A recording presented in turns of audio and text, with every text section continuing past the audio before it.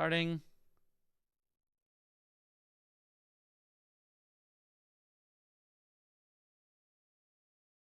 No. No, it still just says upcoming. 5. Ah.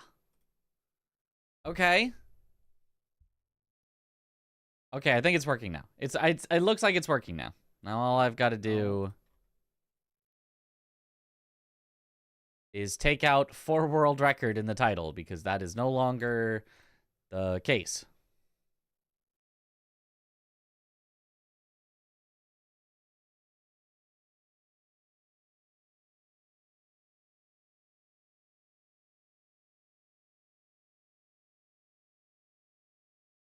Okay. Now, in theory, it should be fine. Slightly annoying to have to do that every time, but...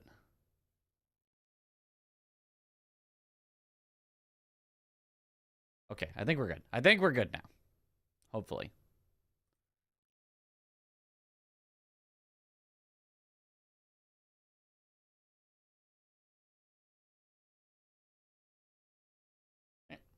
Wee!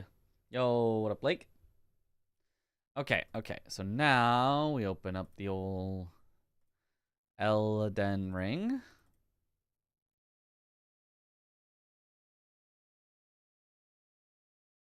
You guys see that there Lies of P trailer?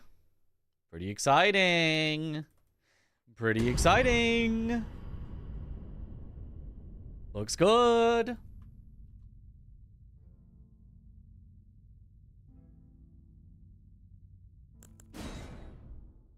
Certain game got a DLC release time in State of Play.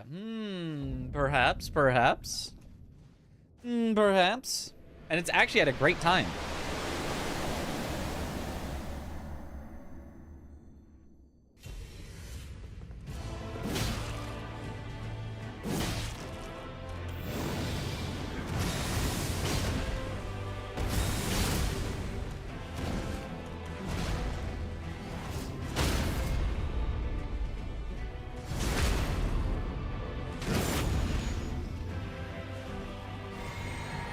It is, But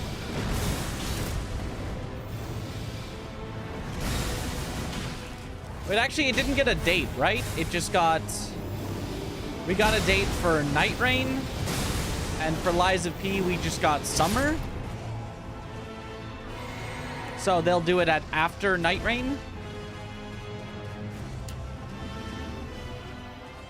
So we've got Wilds, then a month uninterrupted before Kazan, then like a month uninterrupted, 2 months even, before Night Rain, and then probably like a month before, Fuck, I forgot to cancel the subscription.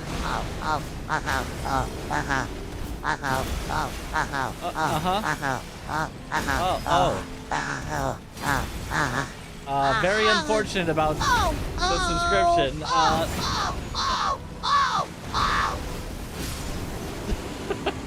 Oh. Oh, SpongeBob.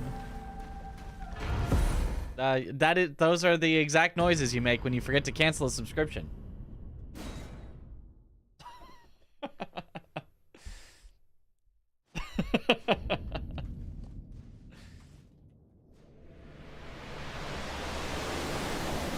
I put so much emotion into the end there.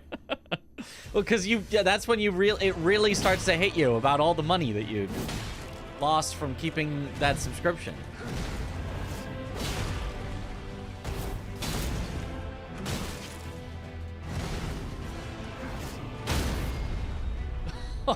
That was interesting.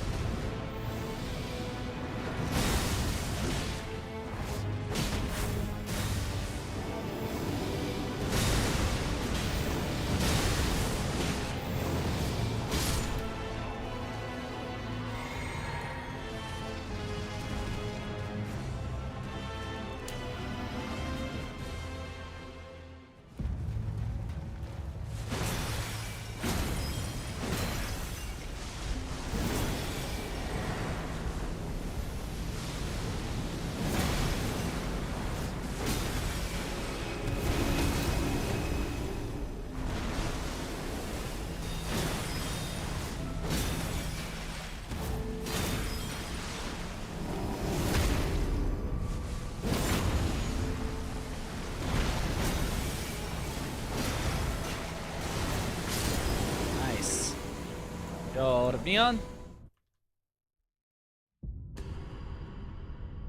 Hope we get to see Arlecchino in the DLC. Perhaps. We know that we'll get to see a few characters shown in the trailer. Your favorite character in the game? It's very likely that we will, I would think. But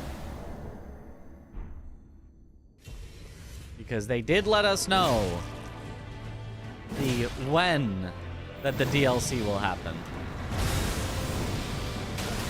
Oh, that hit me. Mm-hmm. Melania, I mean, the legendary stalker.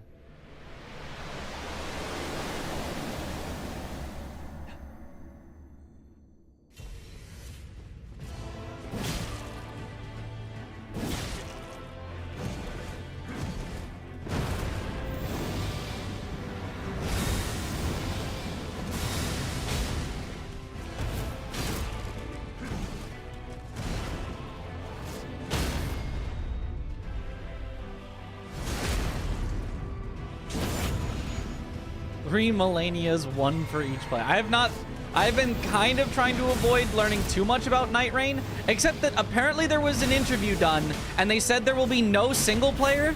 They went back on there being single player. Wait, how did that work?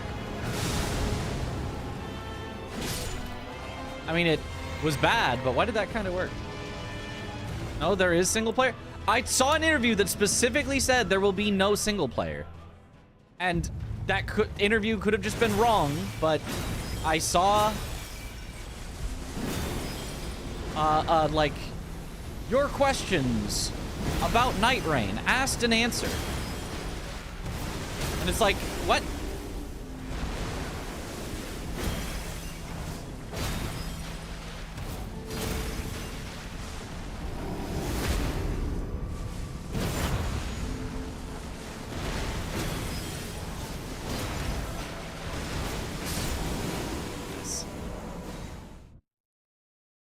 They also said they might add duo play. Oh, okay.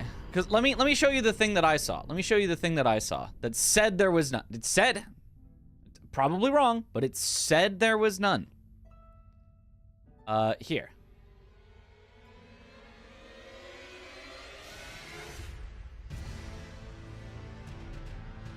Published February 12th.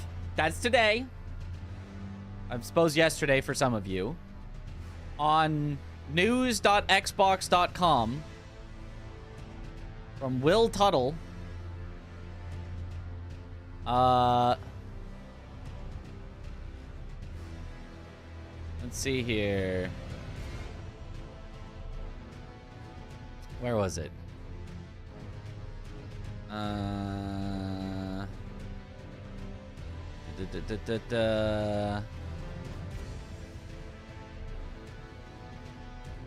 Here. That's alright, it's a lot to take in. I'll admit it took me a little time to wrap my head around it. Here's the gist of the core gameplay loop. You and two other players. It's always a three-person game, and you can't play solo. I dropped into a map called Limveld.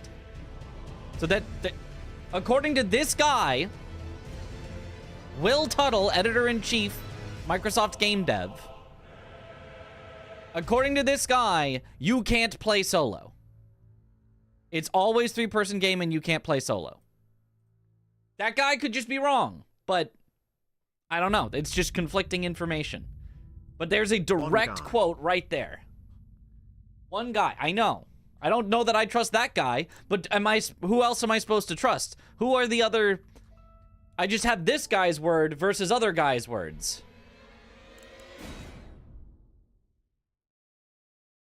Trust me, because I say so.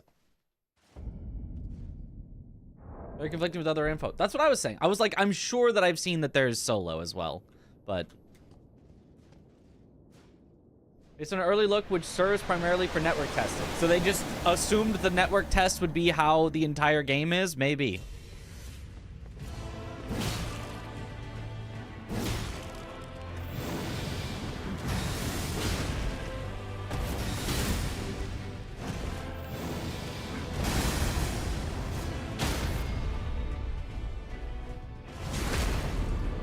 Go, what a Fuza?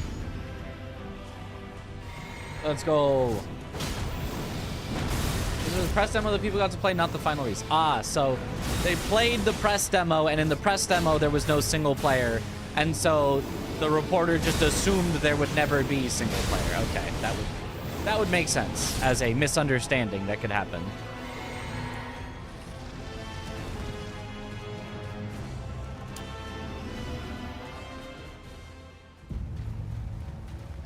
That would make sense. I saw that and I was like, that's in conflict with what I've heard before about it.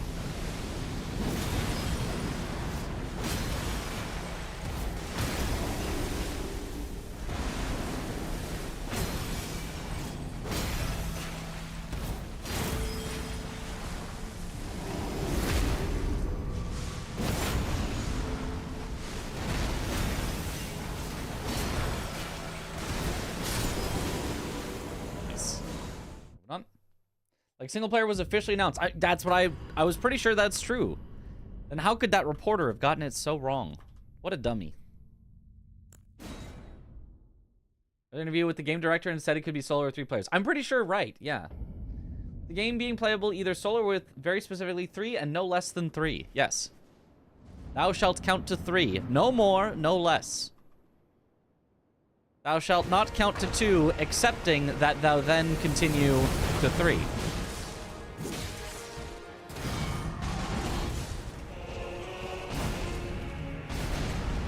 Thou shalt not count to 4, and 5 is right out.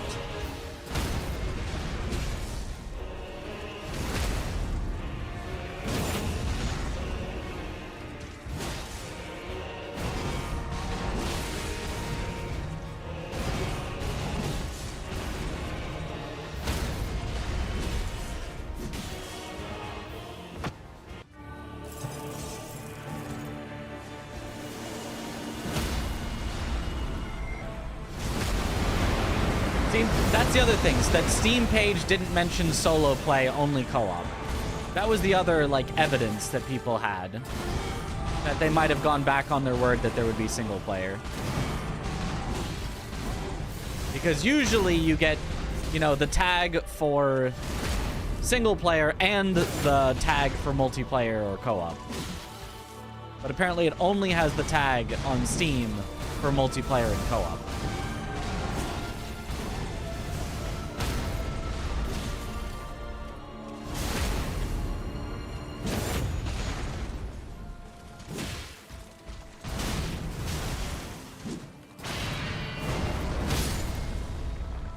Well, that worked, I guess. It's a little strange at the end. Instructions unclear. Launched Minesweeper instead. That works.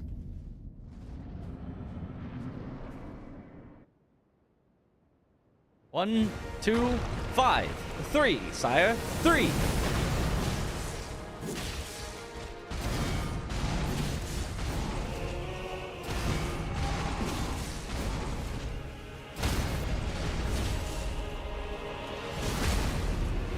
Until it goes on sale before you make your judgment. Fair.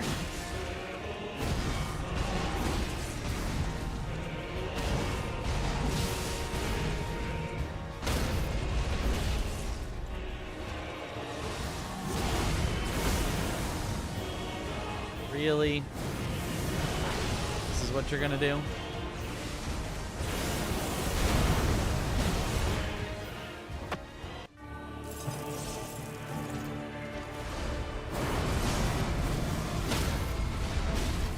Supposed to do that extra R1. Should still be fine.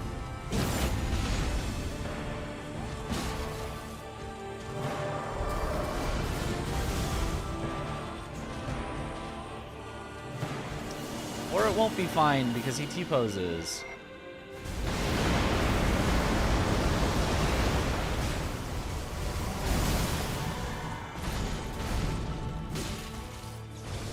Oh my god, and then he... Okay, yep, nope, this is definitely not fine. This would be the slowest Radon of all time. Even slower than the other slowest Radons of all time.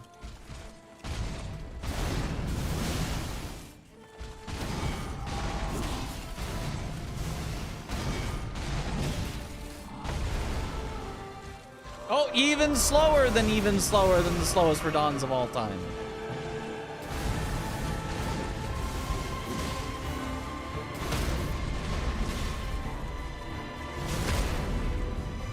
Radon doesn't have any other plans today. He's just hanging out.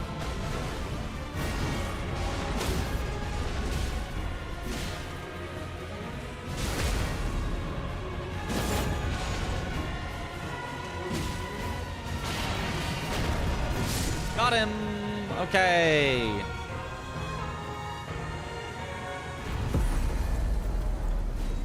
Okay, at least it wasn't even slower than the slowest Radon of all time.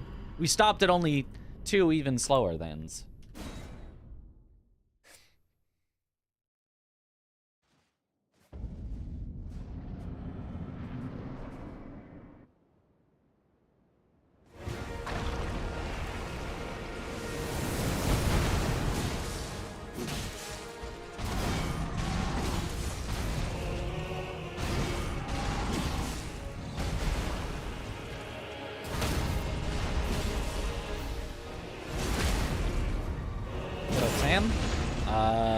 There's a few others in the stream, there should be.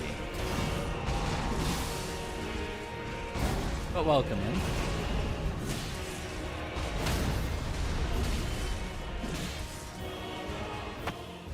We're interested in Lies of P DLC, the Night Rain. I'm very interested in both, but if I did have to pick one, it is probably the Lies of P DLC. That's kind of true.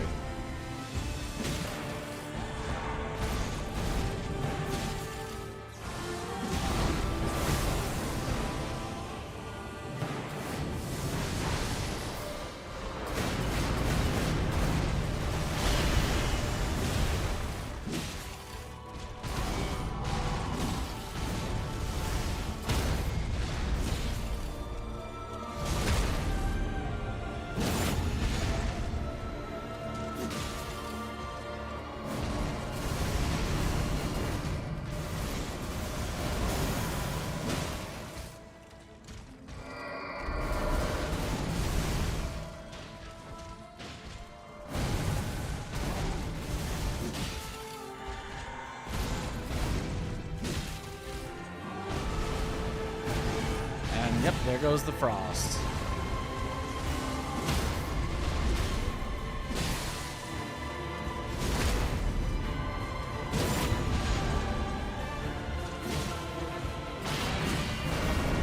Yep, nothing I can do.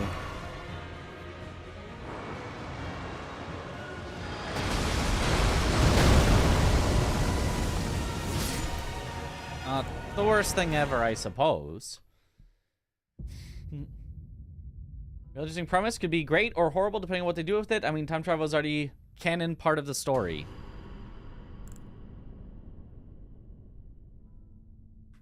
Is time travel already a canon part of the story?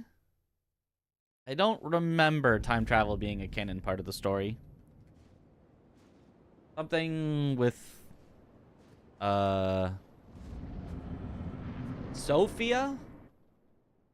Maybe?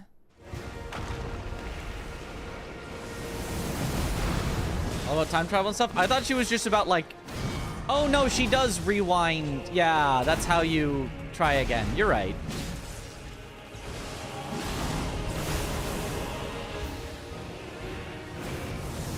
They made it like Prince of Persia, The Sands of Time as the canonical explanation for how you go again. Yo, what up, Bryn?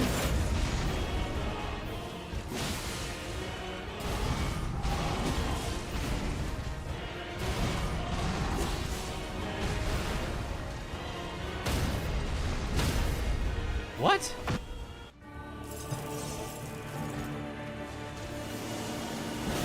But how? Well, let's say that we get this worst possible outcome.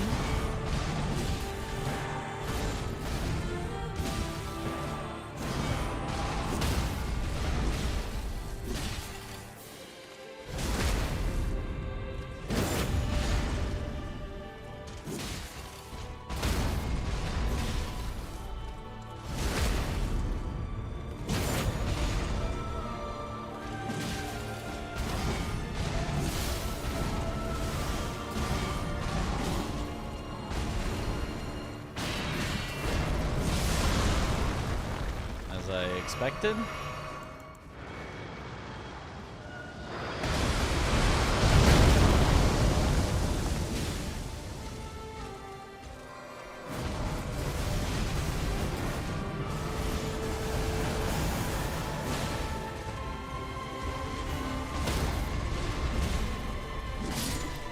Yep.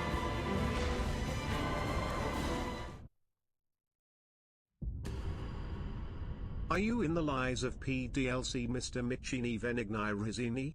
Venigni Gaming. I can't spoil that. That'd be against my you know, non-disclosure agreement. I can't violate by my NDA by letting you know whether or not I'm in the DLC. You know. Oh wait, oops! But I said I signed a non-disclosure agreement. So, ignore that. Who knows?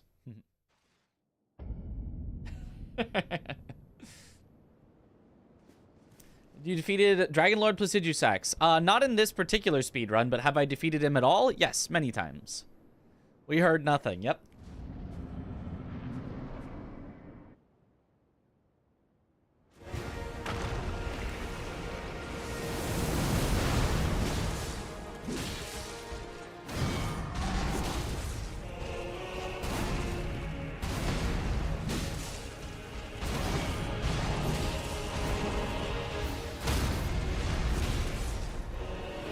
Wait for him to stand up a little to make sure that you don't over stagger.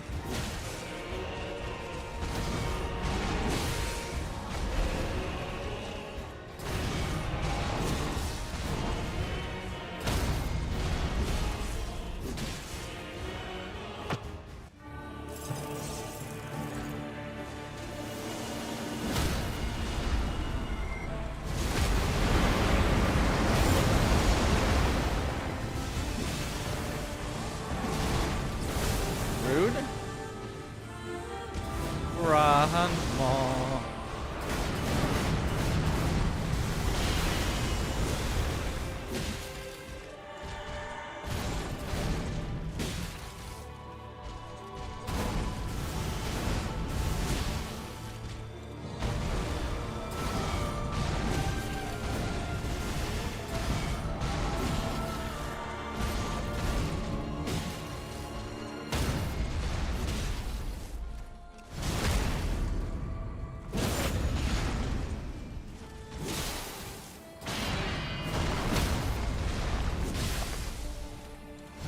Bye.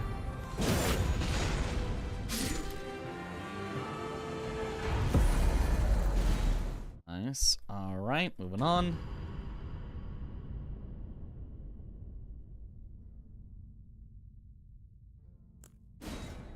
Yo, what a verdict. There's last couple nights heading close attempts lately. We got a PB 2 nights ago, I want to say, 127-12. So if you missed that one, then yeah, we got it was me and Chris finishing the secular race. It was after that. Yes, we did get a new PB. I think Radon would like your cat-made cosplay. No. I don't think he would. Don't you dare approach Mikula the Kind.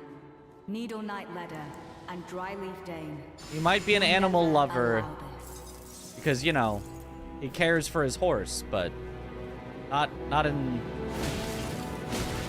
I don't think in the way that you're thinking.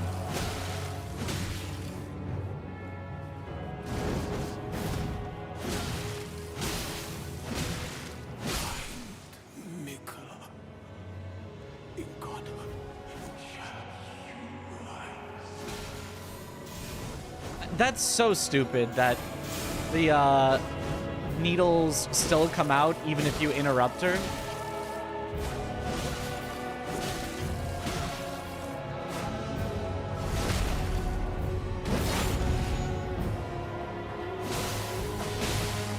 Kindly make the world a gentle place. Also, you think he would? I don't think he would.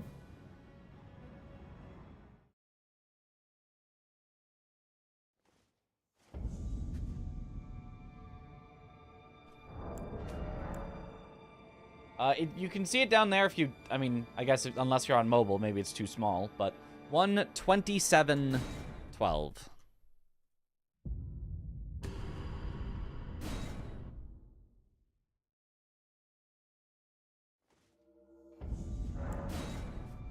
One hour, 27 minutes, 12 seconds.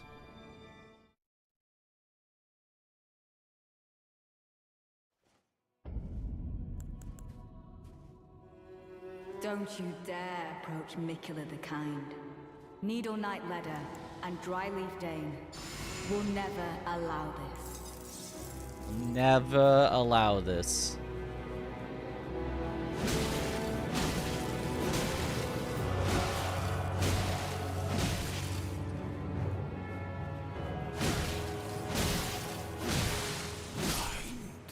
Perfect, Dane.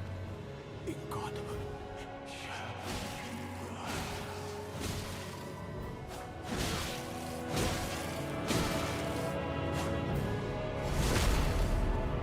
like it'll be a perfect Leda as well. It is indeed. Double perfect. Good thing to check the live splits. Yeah. The live split always has our times there. Hopefully it helps boost morale. I could tell some of the close runs were aggravating you a bit.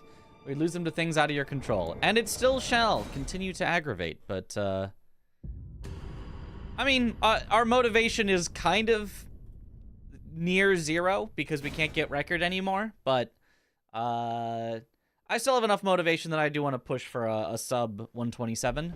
I think would be a good stopping point. A solid, respectable run that you can be proud of.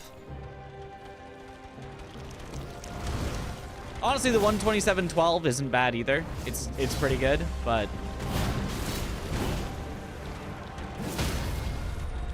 sub 127 would be even gooder. Why can't we get record? Cause it's too lucky. It's out of reach in terms of luck. It's at least 1 in 4,000 to 1 in 7,000 odds. If not even, you know, harder to achieve than that.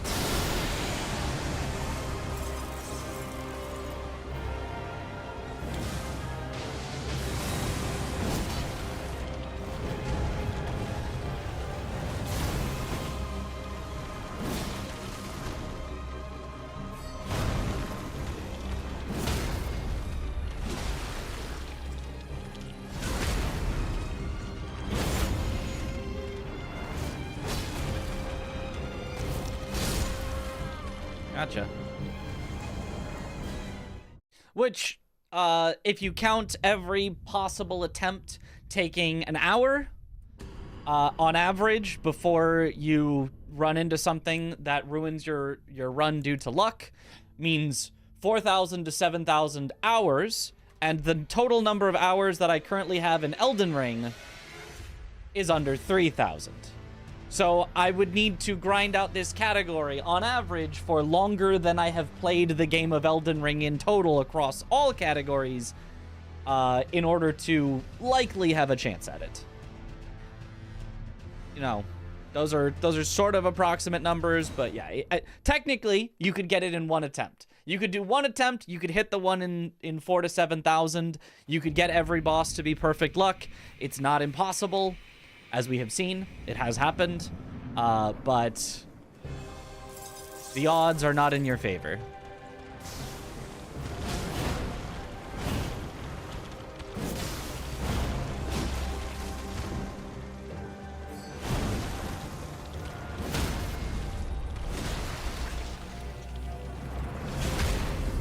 So you're saying there's a chance. There is a chance. Whoops. That was... yeah. Oops, that was me. That was me. How does Sekiro decide to ask you about the charm? And is that stored in the main save game file or somewhere else? Yes, that's the main save game file. It's whether you have completed the game before ever on that file. Even if you then deleted that file, if your computer file has ever had a completed save on it, even if you then deleted that save in game, if your computer file has ever had one on it, it will ask you about the charm.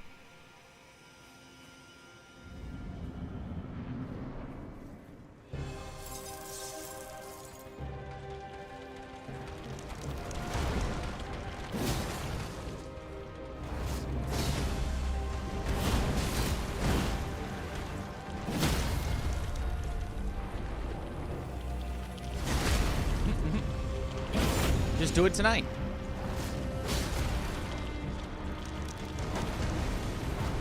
You know, that is the goal. Is there a reason that you want him to ask or not ask about the charm? Are you trying to do like a charmless thing?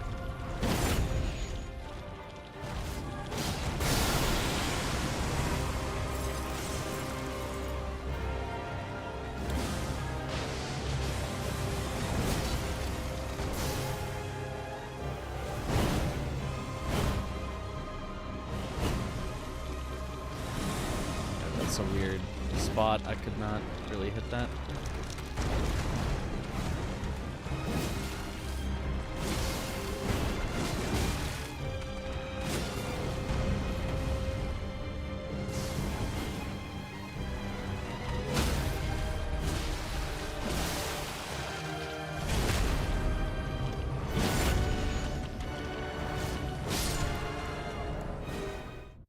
That works.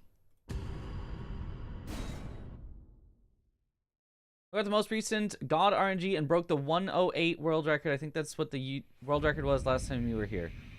108 is definitely not a time. I don't know what category would be a 108. Nuclear Pasta Tom has been the world record pretty much ever since after we had our 129.59. It was then beaten by another runner briefly, but then Tom got the record, and then Tom lowered it and lowered it and lowered it, and we've been steadily like catching up, but now he got the unbeatable run. So now we will not catch up anymore.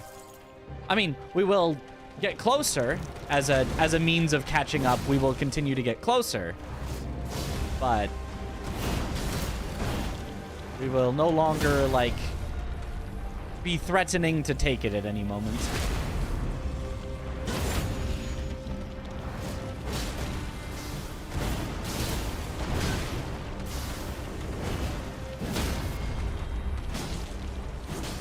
I think that's just worth it. I think getting hit in the head there is just worth it. Like, that made such a fast phase. Oh! But then it's not worth it. No, I know 108. 108 is not. That's so that the time right now is a 125 is the world record. 125. So 108 doesn't make sense. There's no way you'd get 10 anything.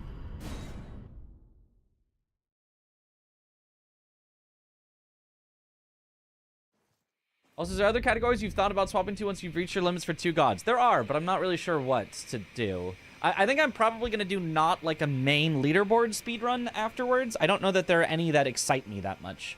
The only other one that maybe still excites me a bit is Defeat Consort. There's probably still time to lower there, but I don't know. It feels like old news when you could be doing 2 gods. Are we doing this fight again? Didn't we win? We're practicing. The only way to get better is to do something over and over again. Doing something once, you will not improve at all.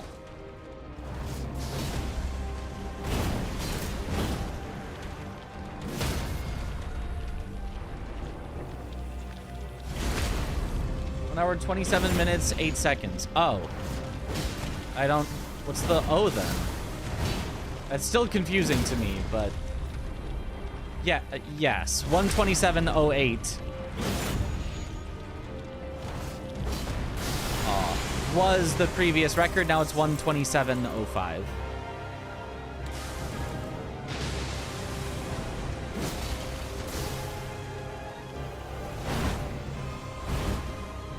Or sorry, 120, not 127.05, sorry. 125.10. I'm being confused while trying to fight Romina. It's hard to do. Another way to get better is to... I don't think that actually would help that much in getting better, actually.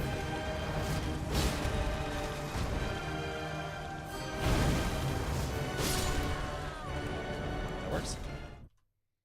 125.10 is the current world record, and we have a 127.12.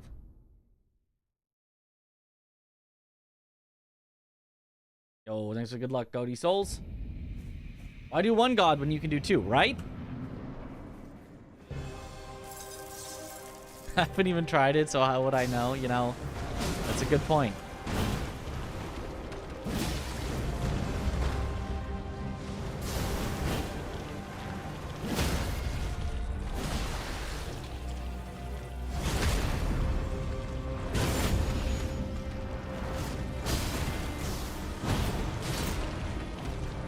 Oh, that's a nice one.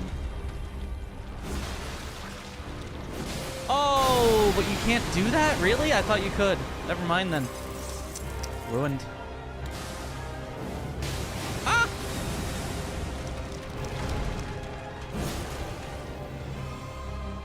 Yep. Yep, stall. Yep, double stall.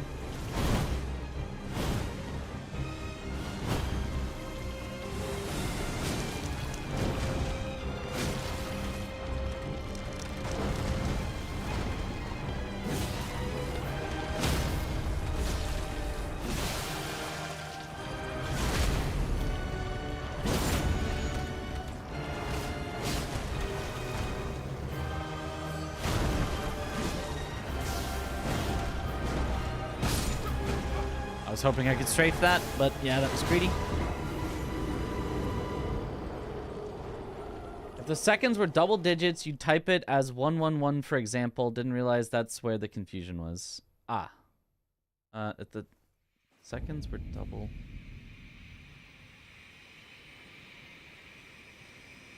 What? I'm so confused as to what that could how that could possibly...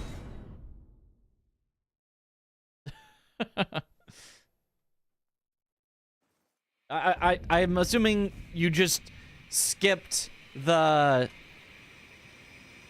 minutes, but the explanation now has made it make even less sense to me. I thought you were just skipping the minutes because you were like, oh, of course it was a 127, which it, like, isn't necessarily like it didn't have to be a 127, but you were just like, oh, yeah, I assumed we all knew it was a 127, so I just put the 08 for the seconds. But now I'm very confused. If it was double digits, you would have...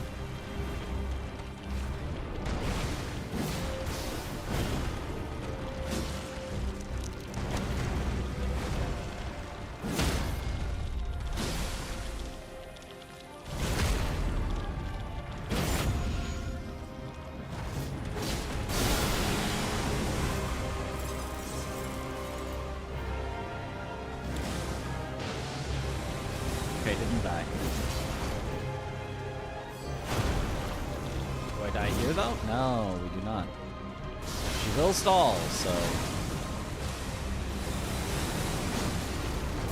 Oh, she'll double stall. In the worst possible way.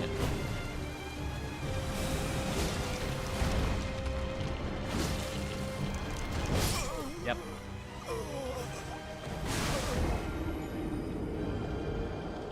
That works differently on YouTube.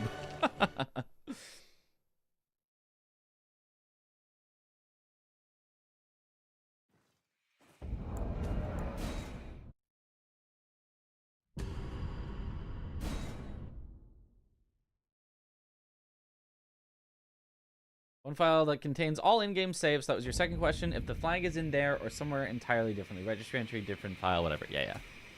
Now, pretty much everything in FromSoft games is stored in that file, which is nice.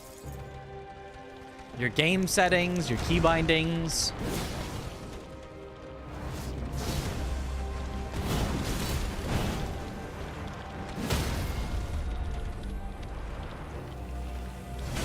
So if I want to go back and do more like blindfolded, it's like what settings was I using for that again?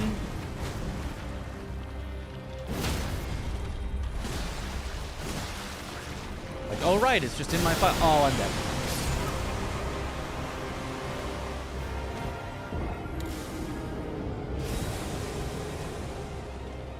Not quite sure why that didn't repost, but I guess it makes sense. They're at 1:27:08, but on your end, it's taking out the 27 for some reason. Oh, okay. I mean, that's just what's... I'm saying 1 hour, 27 minutes, 8 seconds. Okay, I see that now in that message.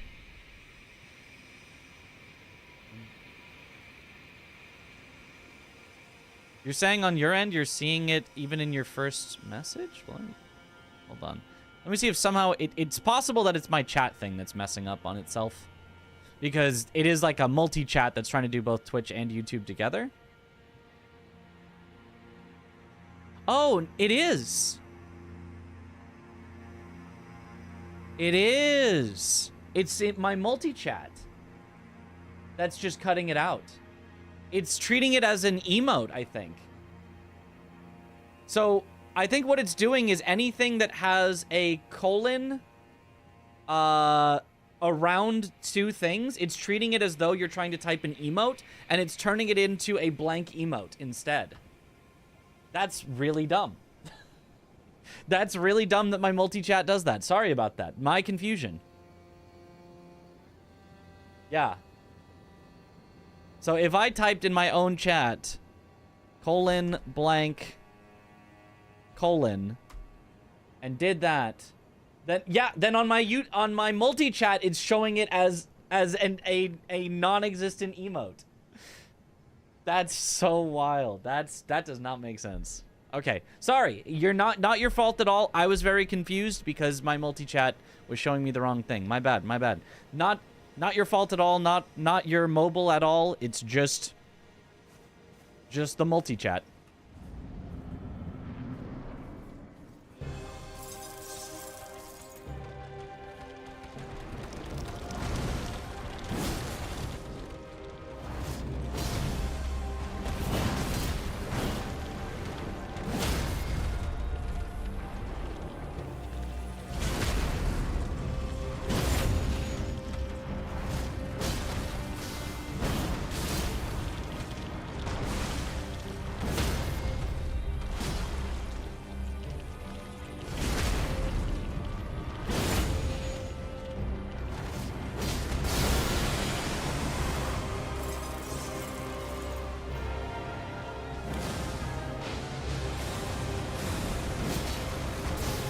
Not the instant stall.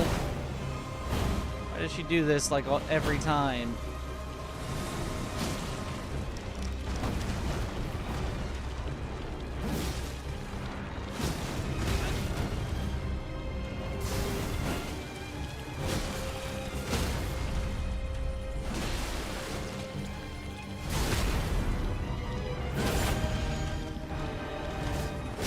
Hey, that works.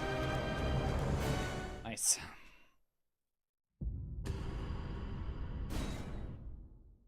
Bitch's fault. I'm just gonna read this. I can read it in Twitch chat. It doesn't do that to Twitch chat messages. It only does it to YouTube messages.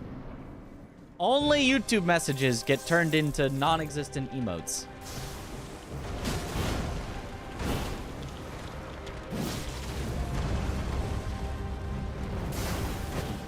My multi-chat just does not want me reading YouTube, I guess.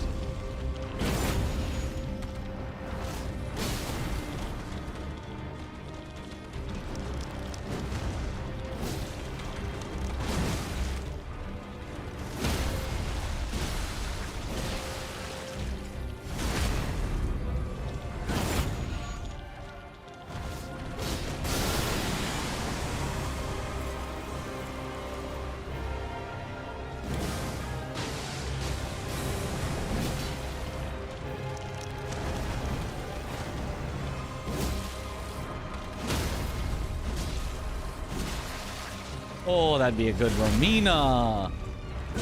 Sheesh. That was basically perfect.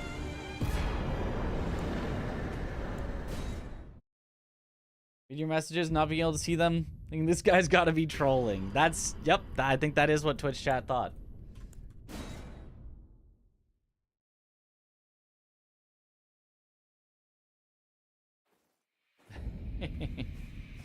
Yeah, you better scatter.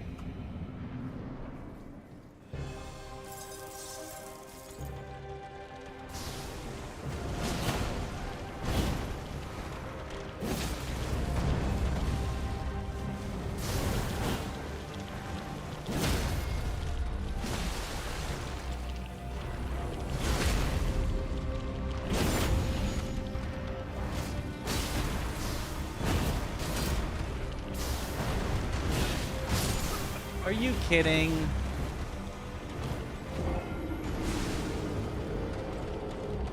What a move.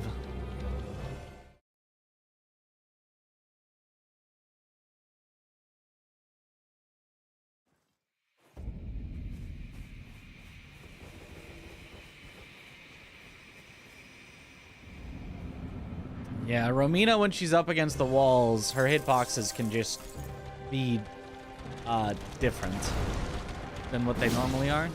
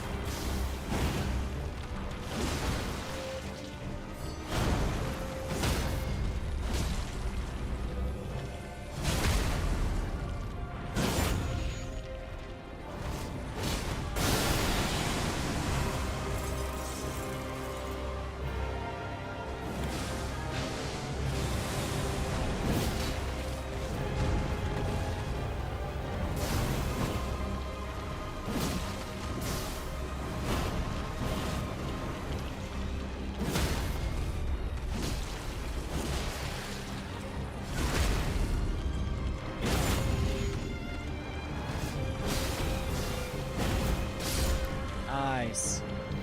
Monster Hunter next month, because on end of next month, Night Rain in May and Liza P DLC in June. We are eating good. I was thinking exactly the same thing. I have like the next like half of a year planned out in my mind of like, all right, we're gonna do this game into this game into this game into this, and it's just like boom, boom, boom, boom, boom, boom, boom. And that'll get us into SGDQ planning. So then we'll have that we're gonna be excited for, SGDQ. And then finally, after all of those are done, we'll finally like settle back into, all right, now let's find some speedruns to grind. Cinema. Which, like, we'll do speedruns along the way. You know, maybe we'll do Monster Hunter speedruns once we finish with the campaign if we're like, oh, that sounds fun. Or we'll do, you know, Liza P DLC and then we'll do speedruns of it. But, like, it's gonna be a while before it's just like, what do I want to do today? Grind out the same speedrun for 3 months in a row.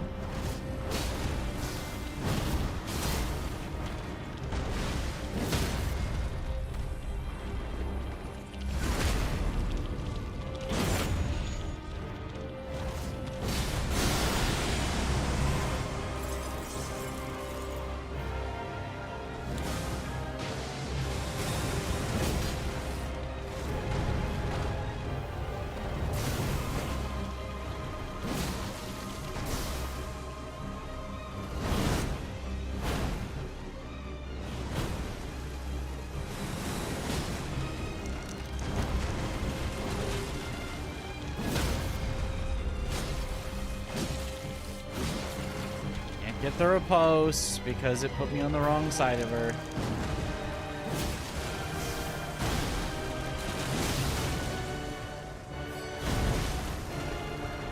Get randomly hit by the thing that didn't hit me. In fact, Liza P World Record before DLC comes out? Maybe. That is a thought. It'll depend on if we're still playing Night Rain at that time. If we get bored of Night Rain before the Lies of P DLC comes out, then that probably will be our goal. But otherwise, I mean, it's probably coming out not that long after Night Rain, so...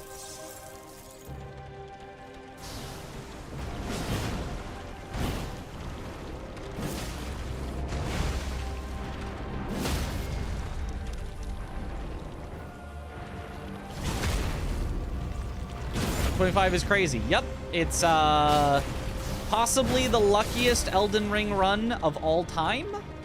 Question mark?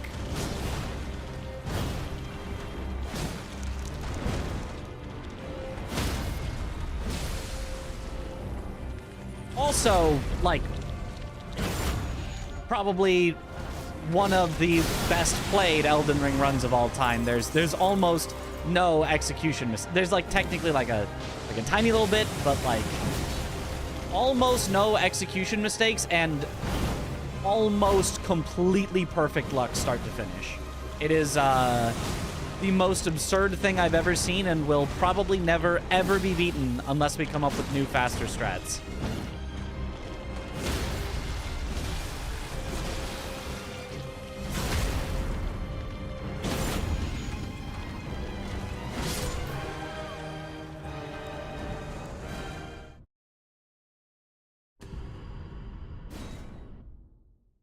What's so RNG about that time, the 1 in 4,000 chance? So, let's take an example here.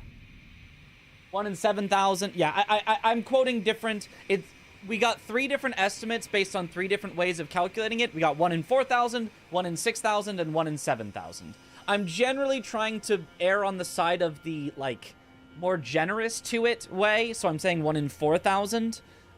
Even though the 1 in 7,000 actually might be the most accurate, but I'm trying to give it, you know, the least sensationalized version.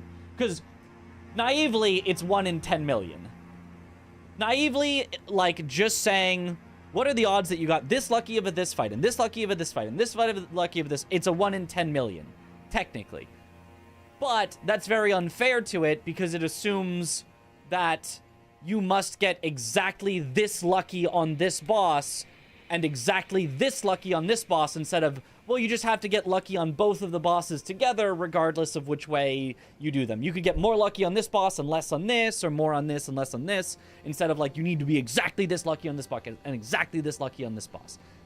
Naively, it's 1 in 10 million, but with a little bit of statistics help to try to make it more fair to it, it's between 1 in 4 and 1 in 7,000. But, so the reason. Let's give an example. Let's look at Romina, right? And let's ask ourselves, right, well, what can Romina do? Well, she can stall or she can not stall. There's your very basic of, like, she can do one of those two things. If she stalls, world record is gone. Because what happened in the world record? She didn't stall. That's, you know, so what are the odds that she doesn't stall? Right? And so you could go through and you could find what are the odds that she doesn't stall.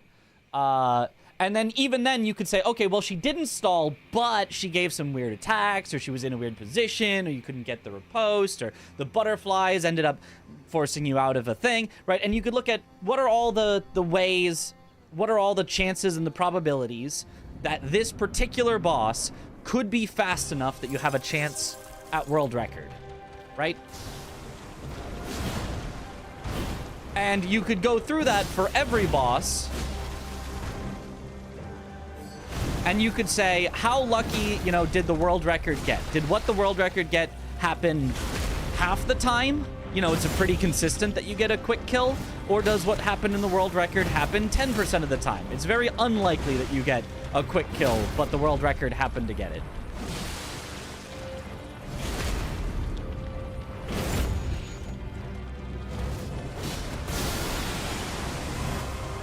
And you could go through that for all of the... Whoops. That's the wrong item. I'm dead.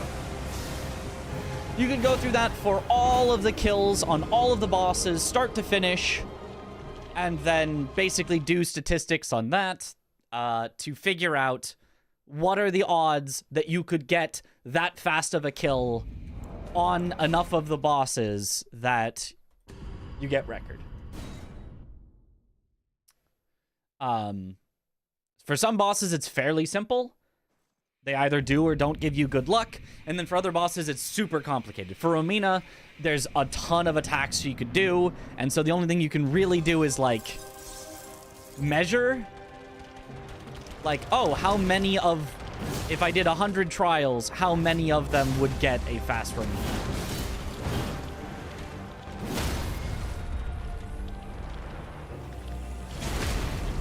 Programmer, QA, analyst by any chance? Former teacher. Former high school teacher.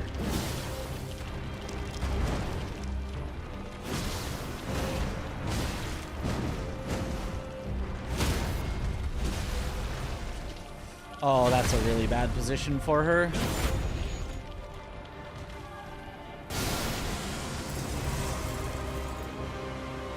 So, for example, this one, because she was in a bad position where I had to run away, didn't get my attack, this would already be too slow for world record if this happened. Well, dying would also make it very too slow, but that one's kind of on me. What's the best sum of best for two gods right now? That would be Tom's at, I don't know, 124 something. I don't remember his sum of best. Every run is 1 in 10 million when you count the order and specific moves of every boss. Right. Getting specifically what Tom got or better on each and every boss is 1 in 10 million. But if you allow some bosses to be a bit worse than what Tom got, as long as another boss is better than what Tom got, as long as you allow the possibility for some bosses to be slightly better and worse, as long as overall the total goodness of the bosses stays the same, is more like that 1 in 4 to 1 in 7,000.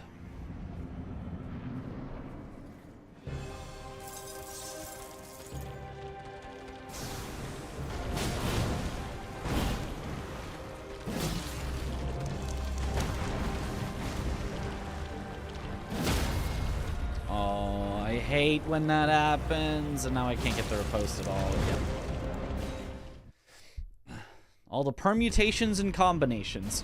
Yes, but not directly, because exactly permutations doesn't exactly make sense in this scenario. But, yeah, yes. It is similar-ish to permutations. Maybe not ish. It is very similar to permutations, but needs to be handled in a different way.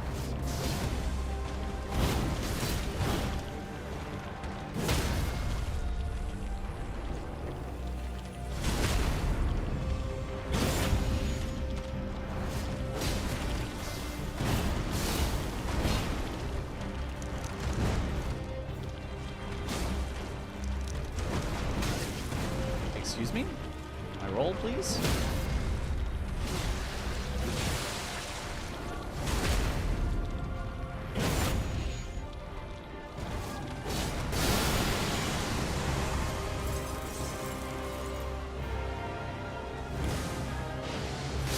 Ah, butterflies. Are we talking about prime numbers? 48! That's been an excellent teacher, very thorough and analytical and well-spoken. Thank you. I like to think I was a pretty good teacher. It's also, it is definitely a different skill set teaching directly to students where I know what they already know because I know what I've already taught them. As opposed to Twitch chat where I have to say things in a way that people that know what I'm talking about will still be like, okay, yeah, he's right enough. And people that don't know what I'm talking about will be able to get like a, oh, okay, I kind of get it. It's hard, and that's a hard line to walk. Because it's way easier to just make up things that are not actually correct. Cannot believe there are people but in people this can world understand. that look at a cabbage and say, yems. I believe this to be a scrumptious meal. Indubitably, like, come on guys. I think that's a little ridiculous. It truly is. Who likes cabbage?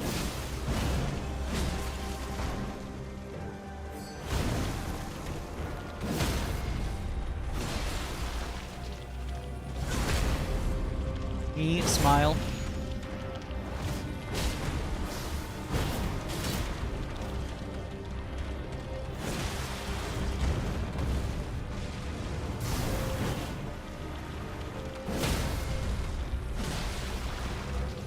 take that. Overpowered in soups. Cabbage in some places can be alright. But not as like a full meal in itself, right? I don't think you'd have a meal where it's like the meal is just cabbage.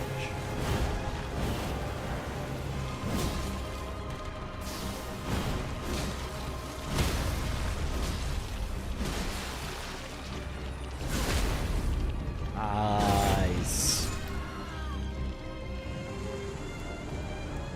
Eat cabbage as a meal. Okay, well, there you go then.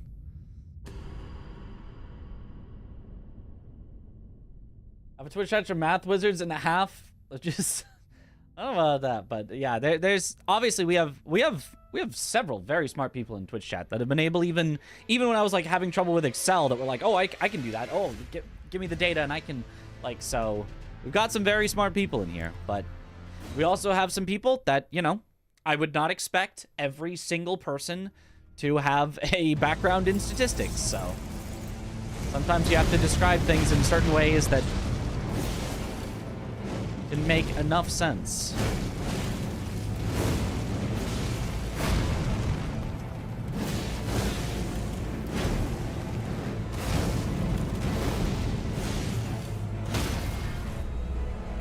Yep.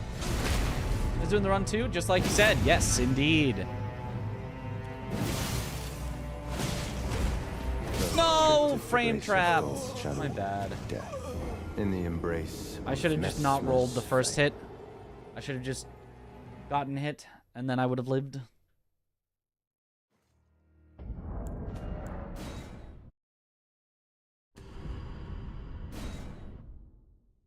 Four.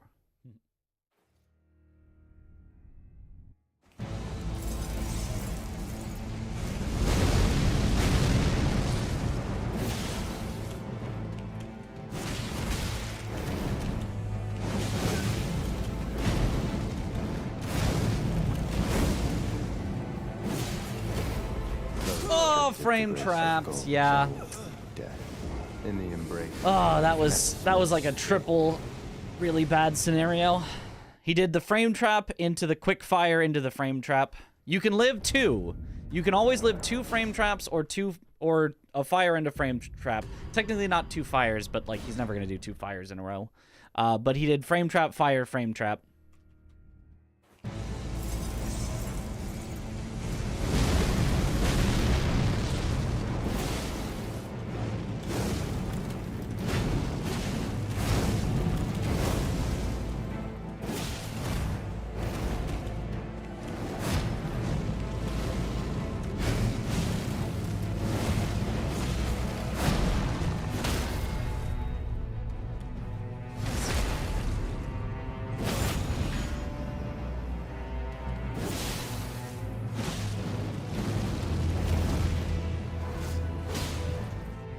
Nice, that's what we're looking for.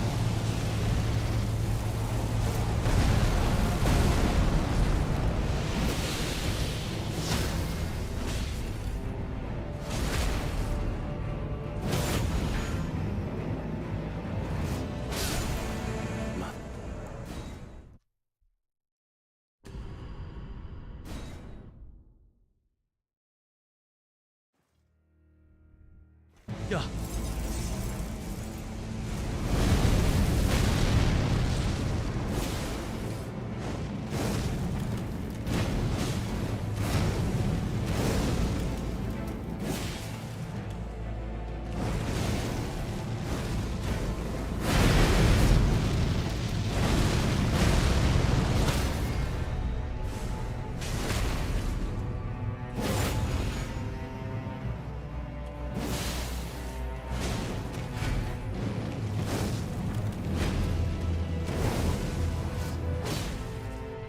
Yeah.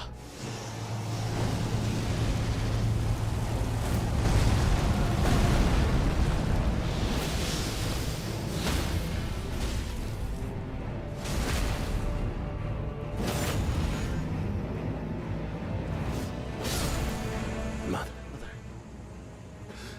America.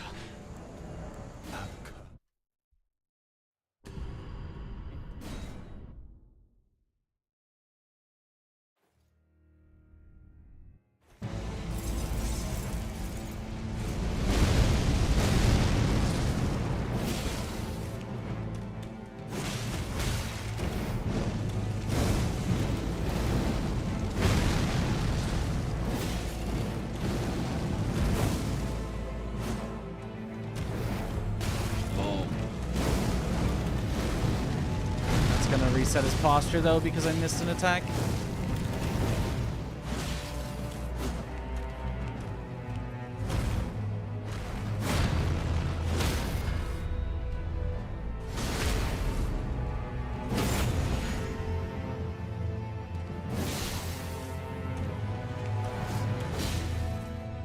I think that's the best I can do to make that up.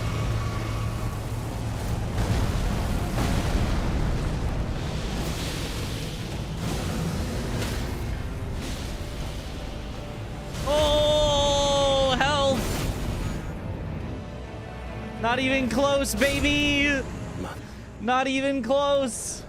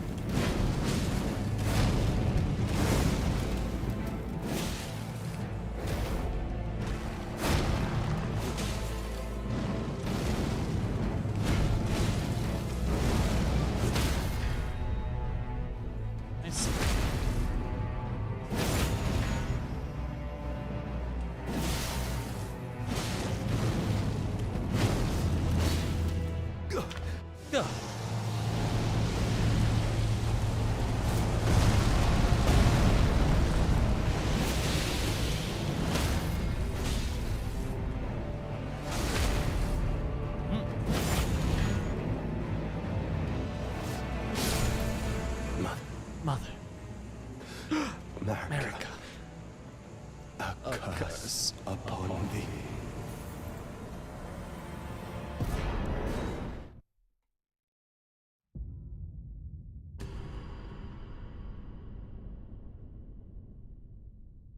Okay, moving on.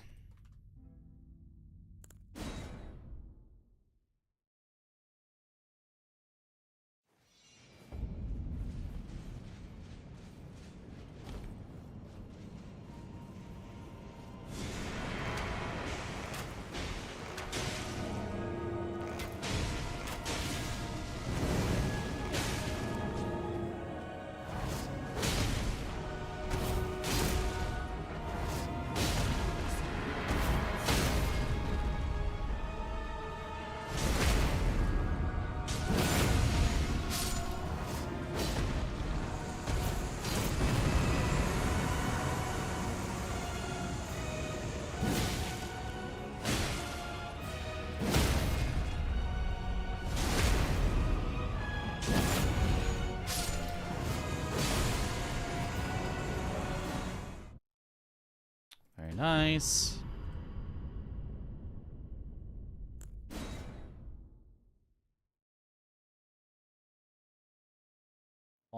Fun?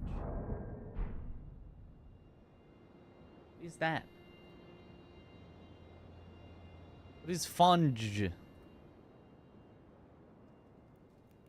It's too small on my screen. I can't see it.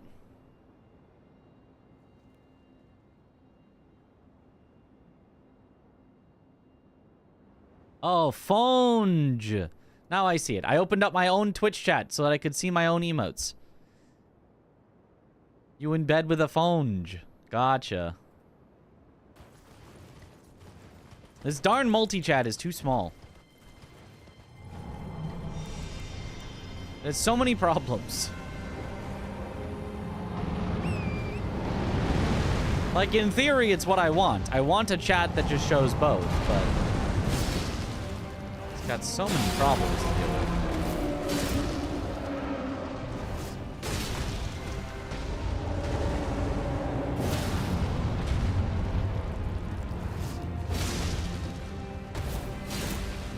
Uh-oh, that was a miss.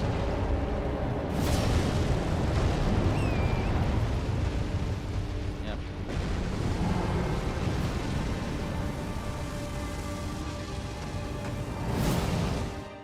Maybe this will be close enough. Maybe this will work. But I don't think it will, actually. Oh, now it definitely won't. We also got really unlucky with the fire under his hand as well, so...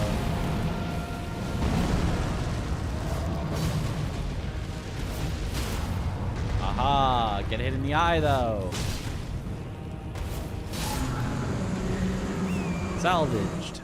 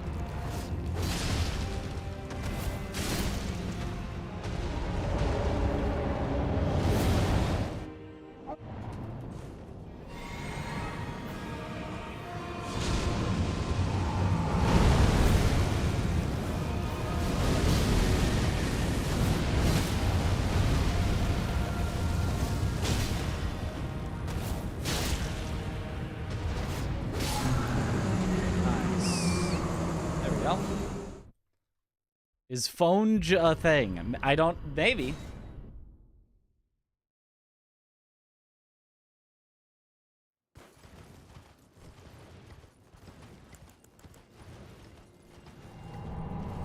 Fire Giant sub 1 minute. It will always be that quick if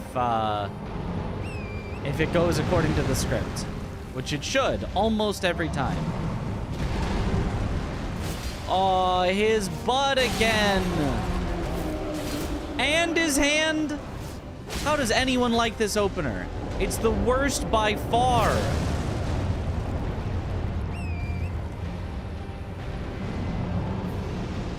It's not even remotely close how much worse it is than every other opener. Besides, like, the ones that never happen, like him instantly rolling, or things like that.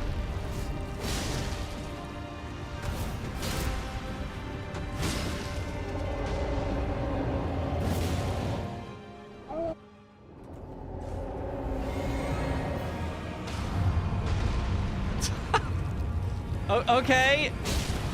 Not what I was expecting, but okay.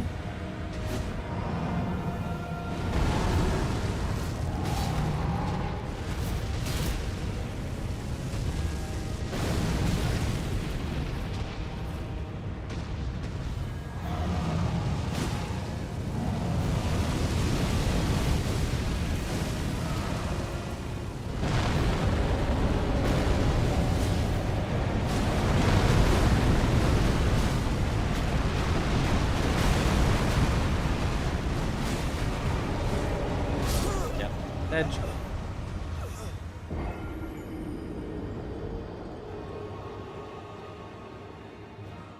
How long you estimate to break 126? I don't know. Don't know. Couldn't tell you. A while. It's probably at best a 1 in 100 chance, but probably lower than that. Probably 1 in a few hundred. And we've only done a few hundred attempts in total, so...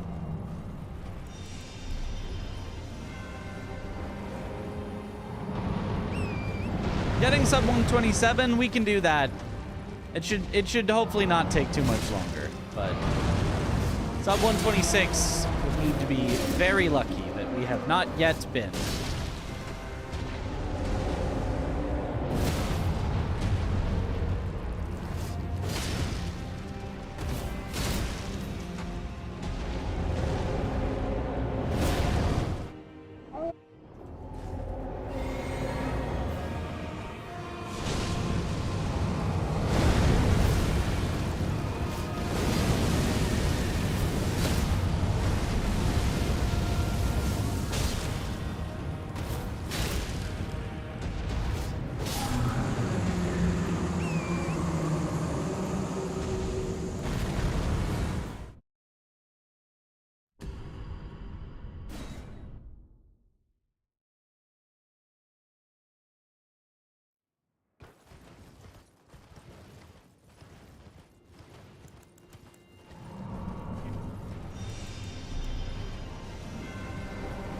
1,000 attempts. That sure would take a very long time.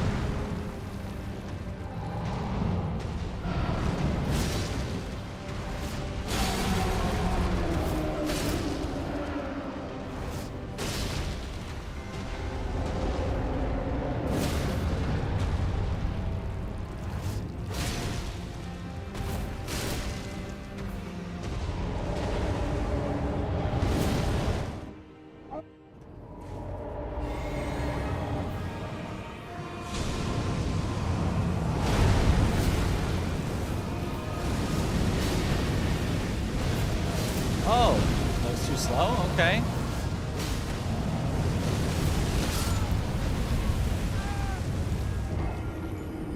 Huh. I don't know how that was too slow, but okay. So it is possible to be too slow on that.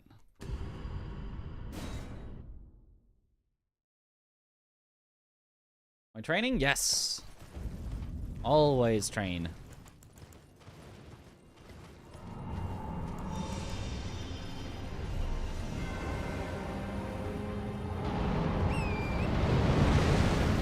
Training is where you improve.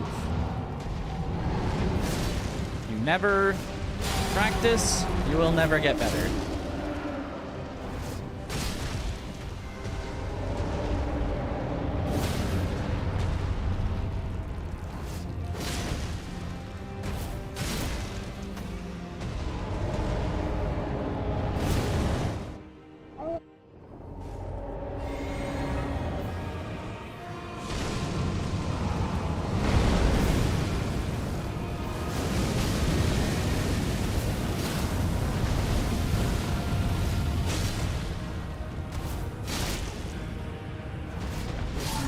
That's what we were looking for.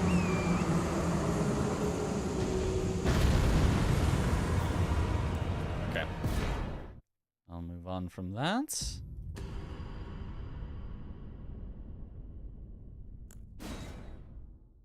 Hope everyone saw the Lies of P DLC trailer and is super hyped. I did and am.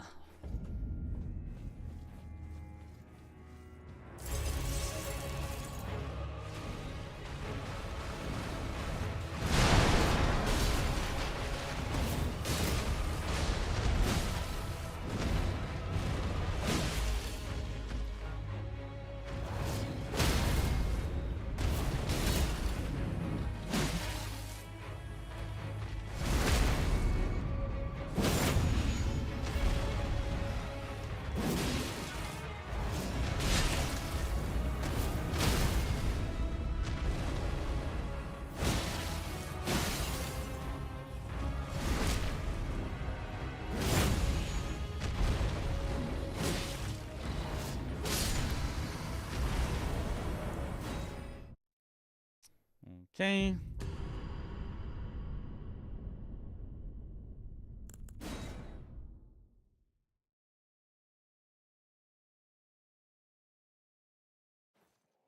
More of a hunter than a liar. Most are liars, though. Why not both? But that Souls game looked kind of cool. Indeed. Indeed, indeed. Almost all Souls games are pretty cool. And especially Lies of P.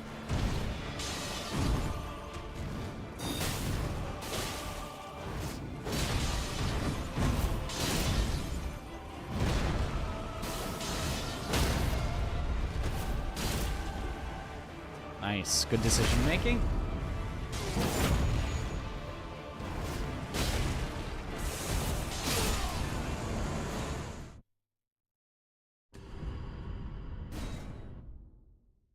A Dark Souls game had souls in the name, though. Oh. That was just announced? That was just looked at?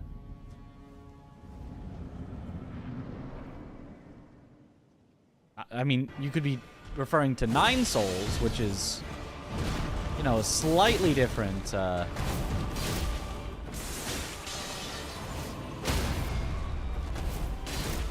of genre, but similar-ish.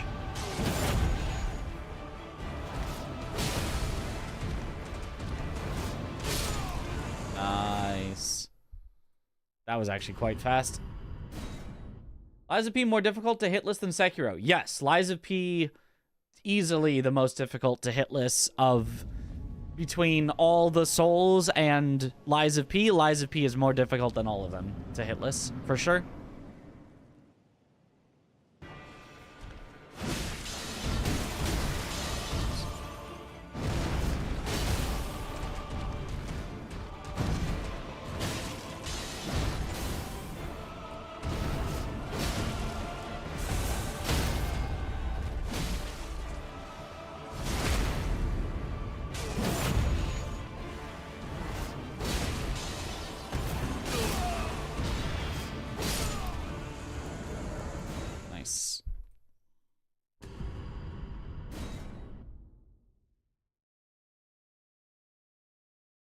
Can't remember its name. State of play.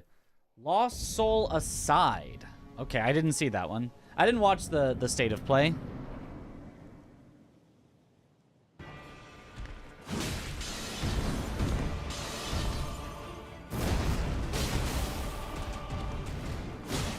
Oops, never do an R1.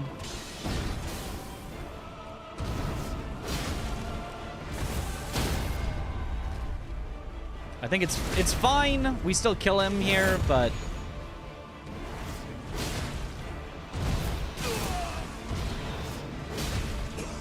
we have to do now those two weapon arts.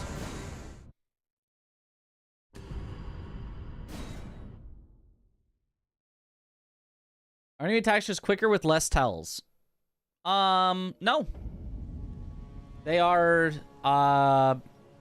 oftentimes maybe even slower with more tells, but the perfect guard window in that game is very small, smaller than Sekiro's. And so oftentimes you have to rely on dodging, which is still very good in Lies of P as well. But it's, I don't know, there's just something about it that's scarier. Dodging, it's like, I guess it's this. It's you have to dodge, which is not that bad, but you have to actually fight the bosses. In Dark Souls and Elden Ring, you do still have to dodge as well, but how do you kill Morgott in Elden Ring? You use the shackle, and then he's stunned, and then you hit him, and then he's staggered, and then you hit him, and then he's dead. And how many attacks does Morgott do? 0. You can't really do that in Lies of P. You have to actually fight them and actually dodge all their moves correctly. So that makes it really tough. Because Souls games, you can generally just, like, perfectly script and cheese, and there's, like, literally no difficulty whatsoever. And then Sekiro, you have to actually fight them, which is tough, but you have a generous deflect window, and the timings on everything is very, like, consistent and stuff. So it's tough but fair. Lies of P is also tough and also fair, but it's, like, really tough but fair. You know? I guess something like that. This Lies of P is remarkably difficult, yeah.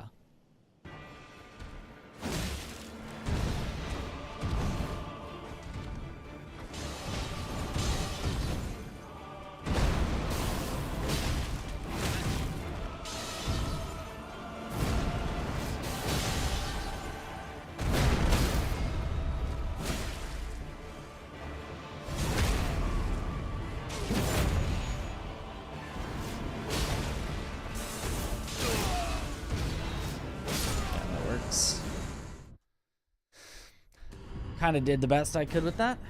Did you enjoy the Surge games? Really like them. Never played them. I think I bought one or maybe both on a Steam sale.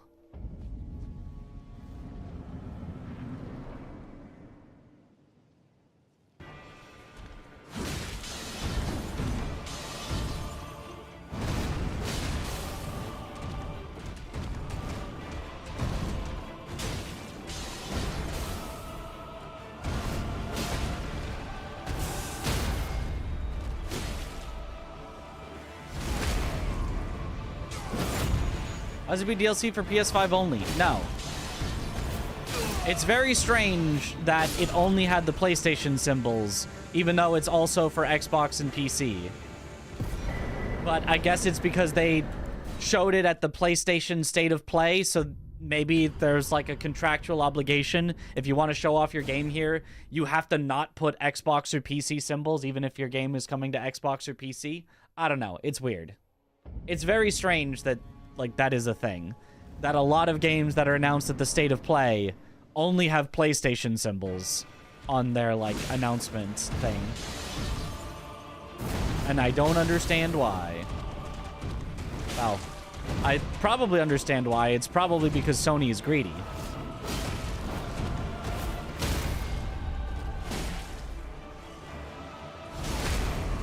You found it on Steam. Yep. And they want to fool people into thinking it's only available on PlayStation, so they'll buy a PlayStation. They want to advertise for another system, but it's a game that is coming out for many systems, saying you're not allowed to tell your consumers what systems your game is coming out for. That's really stupid. That's just stupid.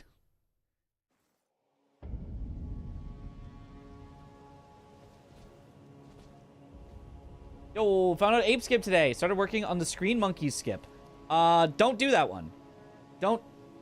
Are you playing on console or are you playing on PC? I think you said you're using Cheat Engine to reset your position. Even still, if you're just learning the category, I would probably skip that one. I would probably, what was the previous route? I'd probably use a previous route that doesn't use monkey skip. I guess you could. I guess you could. It's really hard, though. It's like Ogre Skip. It's Ogre Skip, but even more precise. So, yeah, it's tough. What's your favorite species of bird? I couldn't say that I have one.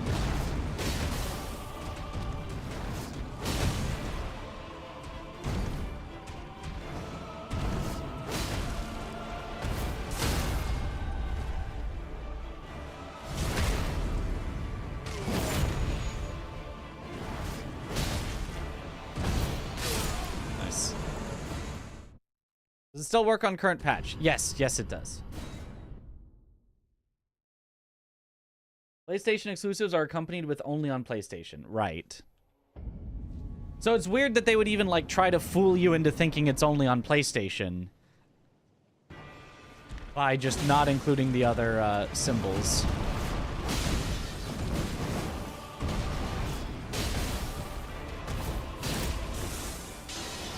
Like, I'm pretty sure in Nintendo Directs, there are games that are announced that are, like, coming to all platforms. And they'll, like, specifically tell you. So it's weird that for the PlayStation Direct, effectively, they're like, no.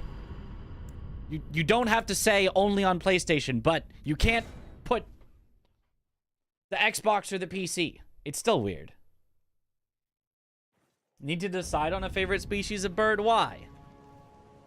I need to decide on my favorite government spy software platform.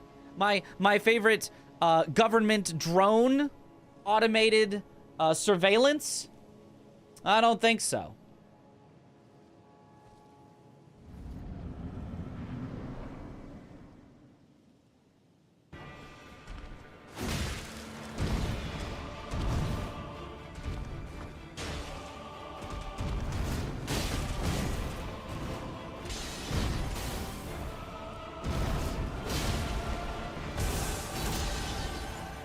Oh, excuse you.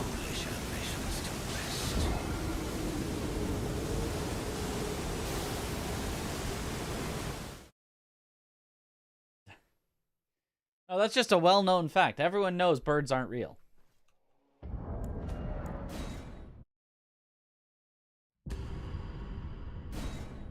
Now, PlayStation fans are totally fine. It's just Sony feels really obnoxiously greedy.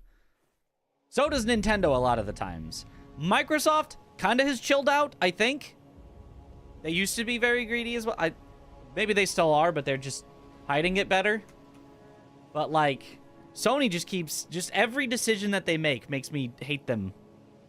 It's hard to find decisions from Sony that I can be like, that was a good decision.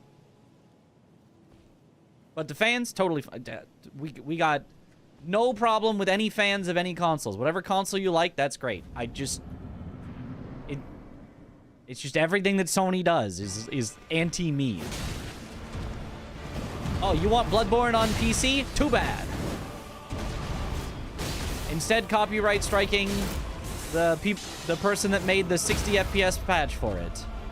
For the emulator and the PlayStation 4 version. Or 3? Whatever it was on.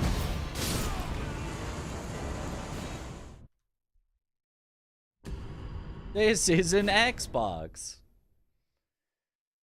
Nintendo's the worst. Nintendo, on occasion, is definitely the worst. But Nintendo, or Microsoft is playing a different game, yeah. Steam really is the best. Steam does seem to win by doing absolutely nothing.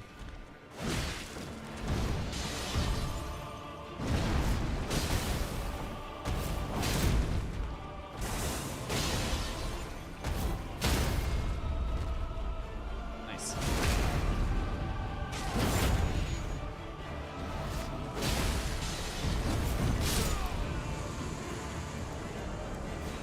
All right. Good enough for Morgott. Feeling pretty consistent. Nintendo is at least about as Sony. People just cut them more slack because they're Nintendo. That's probably true. It's yeah. That is true. That's like completely true. Nintendo does things that are just as bad or worse like all the time. But in the most weird roundabout way, I am oftentimes more okay with it from Nintendo, because I'm like, yeah, that kind of makes sense to me that game wouldn't be on PC, for example. It's like, oh, Splatoon only on the Switch, and I'm like, yeah, that makes sense, I guess. That's fine. I don't care. But then they're like, Bloodborne only on PlayStation. I'm like, no! No! I want it on PC, though! No! I guess I just care more about Sony games. Or non-Sony games that Sony licenses to only be on their systems. It's like, it's equally bad, but I care more about the games that Sony has.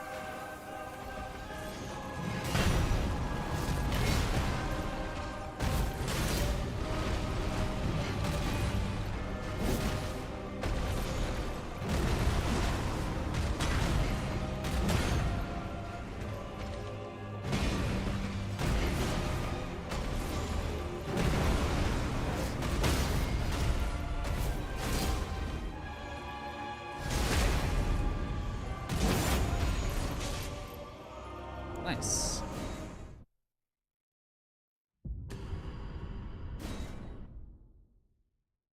Thought for years that Sony is the best company at making everyone hate it exponentially over time.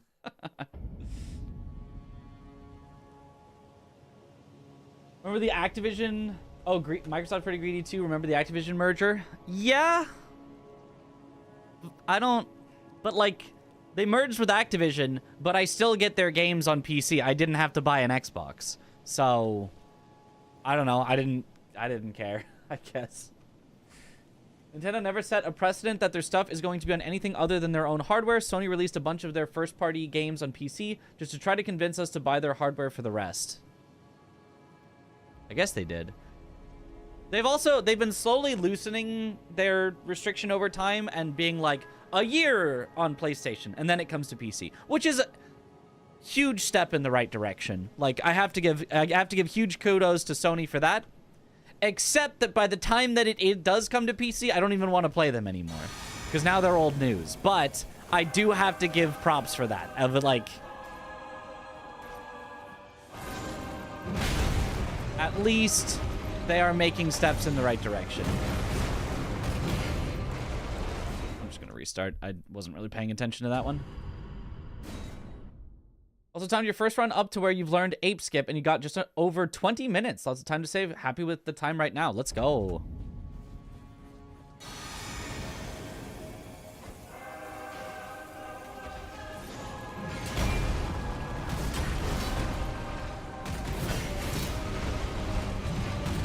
Oh.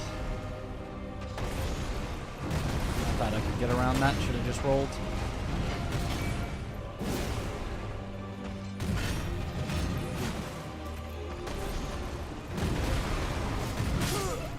Yeah, and you can't just jump and then immediately send it. Makes sense.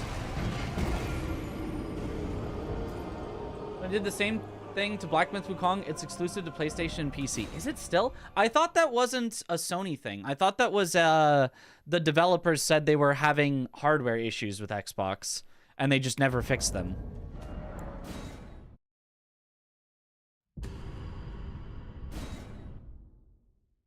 Interest fear with the merger was more that Microsoft would stop Activision Blizzard IPs from getting released on PlayStation. So far, not sure if that's happened. I don't think it has, but I don't know. Every developer has a hard time with Xbox, it seems. Yeah, it kind of seems like the Xbox hardware is just kind of bad.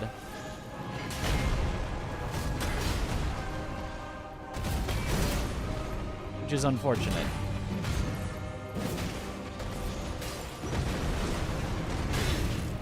Ah, ran out of stamina.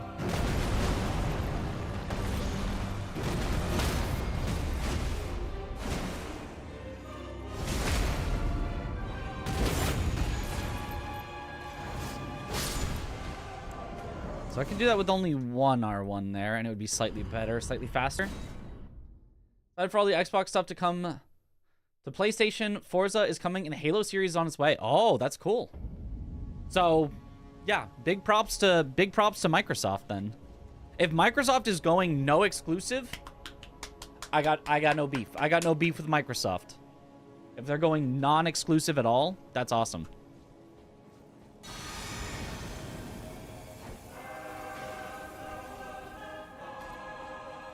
The thing.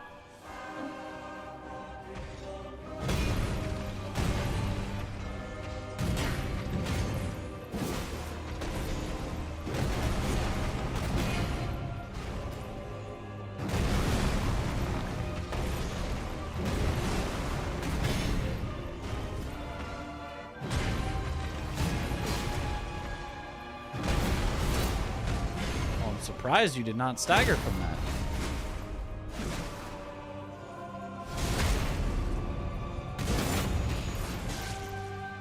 Works then.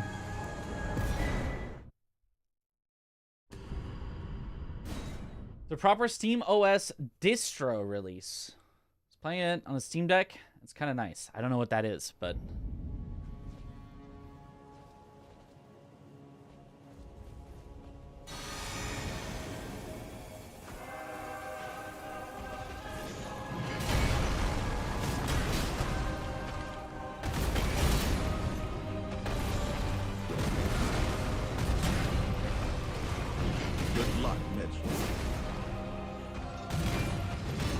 for the good luck.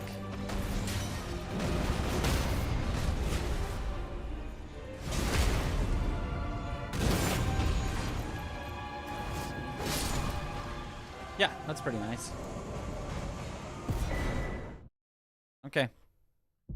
Cool. So if you have to end with a jumping R1, just do a single R1 after, not two, and you still get a good, quick kill. All right.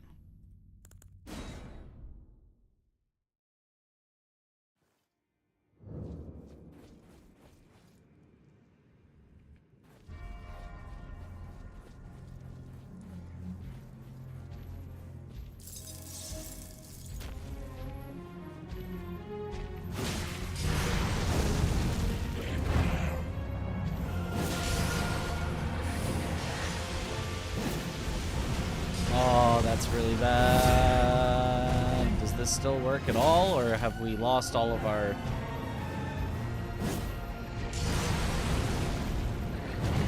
This is... It somehow still worked. That's incredible. I was so sure that was just not going to work at all, but somehow it did.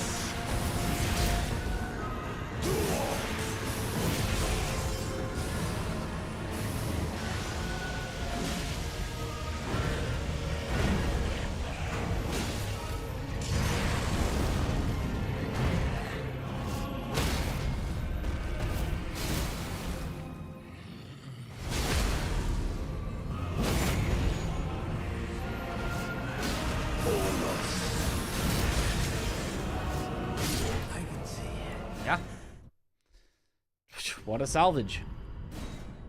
Would you rank Moog among Elden Ring bosses? In terms of fun, middle of the pack. His phase 1 above the middle, like, pretty good, but his phase 2 below the middle, I don't like just blood everywhere on the ground, just like randomly ticking you, and it somehow always like backs you into a corner and is just really annoying. So overall, I'd rate him somewhere middle of the pack. For speedruns, near the absolute bottom. Really bad speedrun boss, but playing normally, he's fine.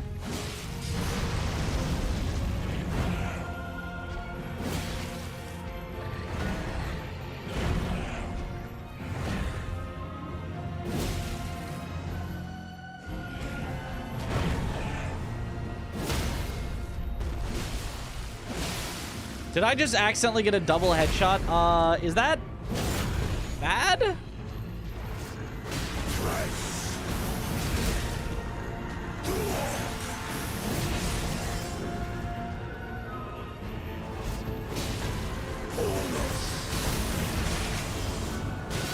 Yeah, I don't know. There was probably a way to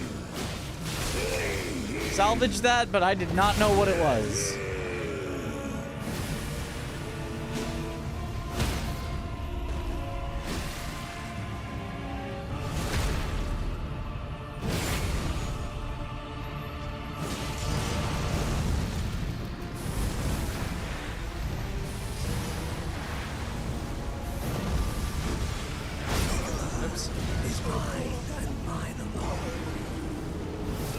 Phase 2 level 1 with a +0 club, you will never like it. I mean, most bosses get better when you level 1 with a +0 club them. Most bosses level 1 with a +0 club. Gold free level 1 with a +0 club is oof.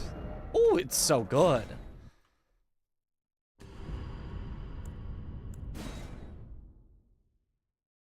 Has anyone discovered a zip to Shadowlands? You cannot zip in the current patch of the game. You cannot zip in any patch of the game after the DLC came out. So, no. Nobody has discovered a zip.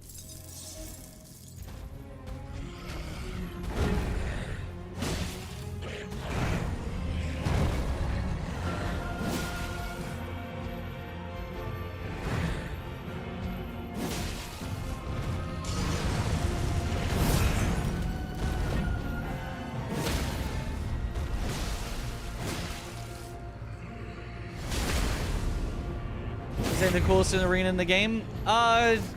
You know, coolest is subjective. Best? Certainly not. This arena kinda ass.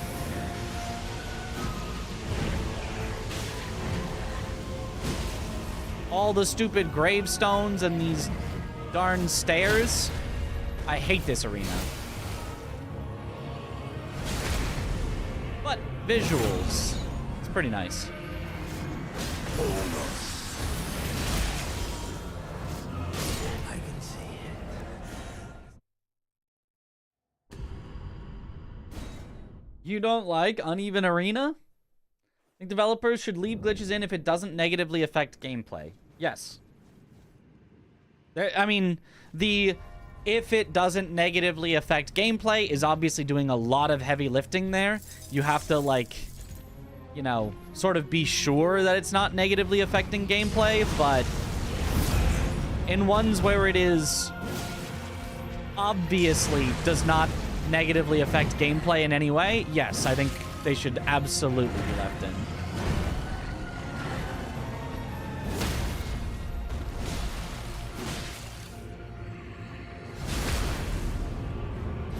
I think there is no purpose whatsoever to removing them. If all it is people that want to use them are allowed to, and people that don't want to use them just don't,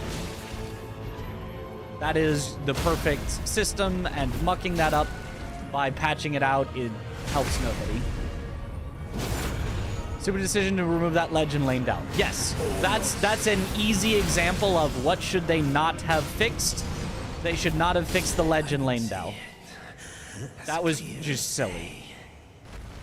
The coming There is no possible way for that to negatively impact anyone's game experience, ever. It is not even possible for that to be a thing. Because if you are landing on that ledge, it's because you're trying to land on the ledge. It looks like you can land there. You tried to land there, and you got a positive experience of, oh, I landed there. There's no way to land there and go, this stupid buggy game letting me land on a ledge that it looks like I can land on? Man, I'm refunding this game right now. What the heck? They let me land on a ledge that it looks like I can land on? Bro, these developers so bad at their jobs. Like, it just doesn't make sense, you know? It is very obvious that there are some things that leaving them in has zero downsides. And taking them out has only downsides.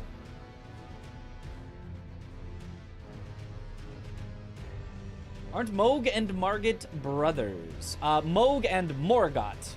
Margit is like the illusion version. That's not really him, but yes, they are.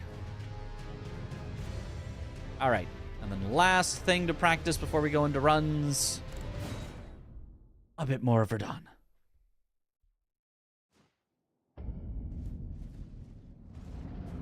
Is it weird that we can pre-order Night Rain DLC that's coming in a year? You can pre-order Night Rain DLC?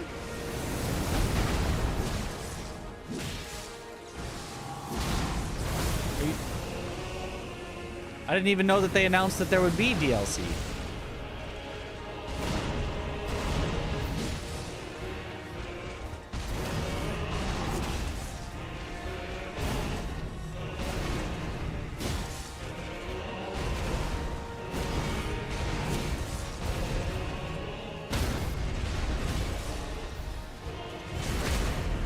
In deluxe version.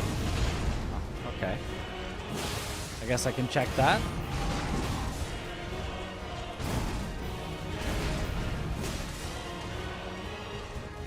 Can you stop?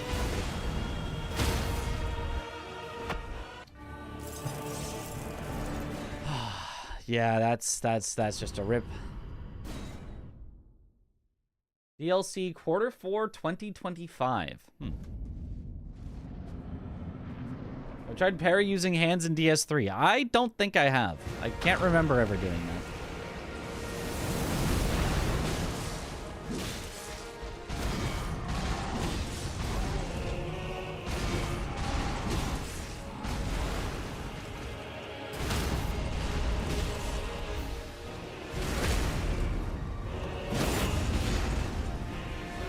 Other than Night Rain beta on Xbox, but you're going to be out of town. That does feels bad, man.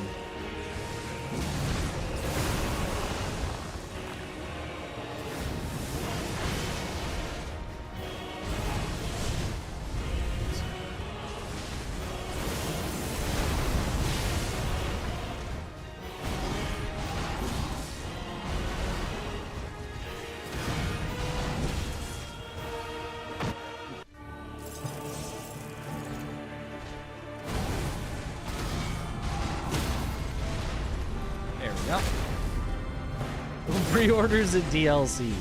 True.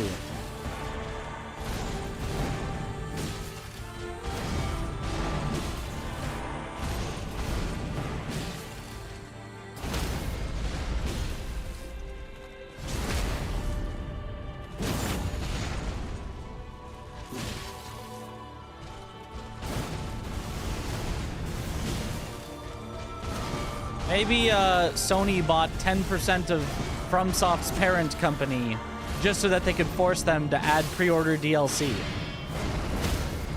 It's all coming together.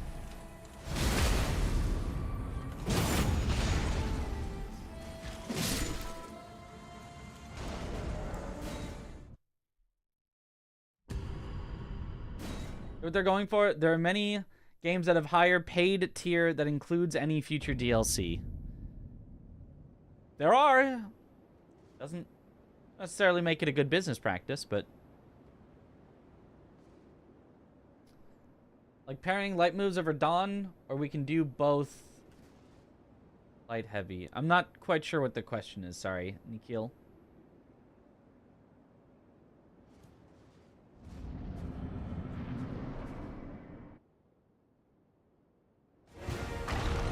Am I killing?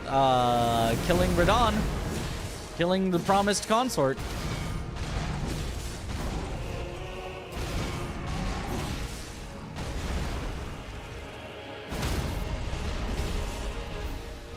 Aw, waited too long. My bad. Or not killing him at all. What's the tool you use to load save state? Copy, paste. Control C, Control V.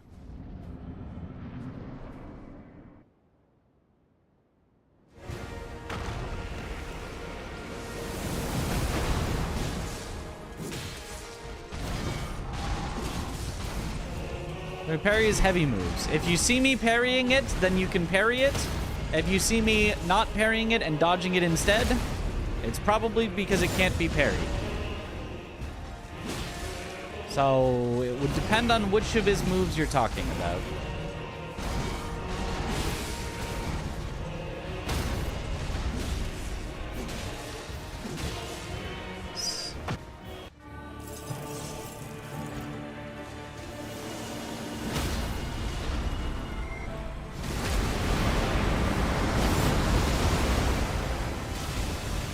Excuse me?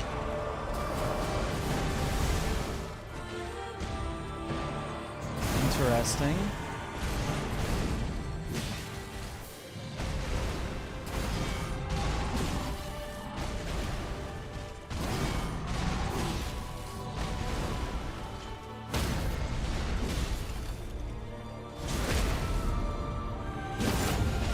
Just a backup of the save file. Yep.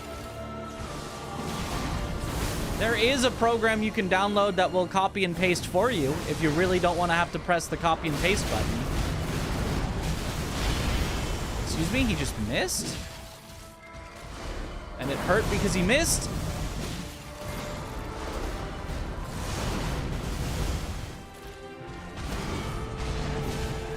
Well, that was quite a sequence from him. Because he missed, he thought he was still too far away from me, even though I was right next to him.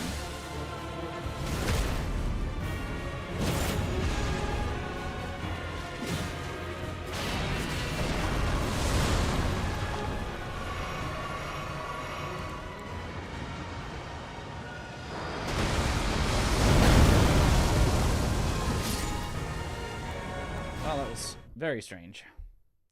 Little sword slash, the one you were talking about. Like, this? That one you can parry, but the, like, up, down, you cannot.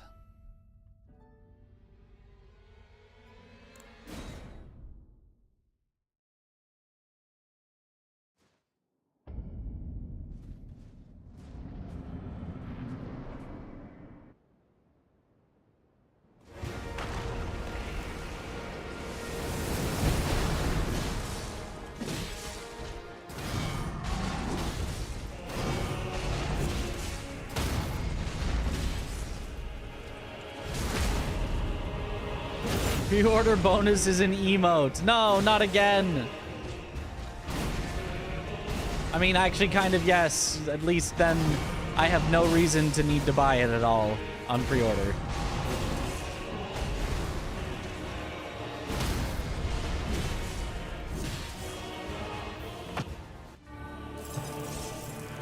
ISP DLC hype? That's right. We are, in fact, very hyped.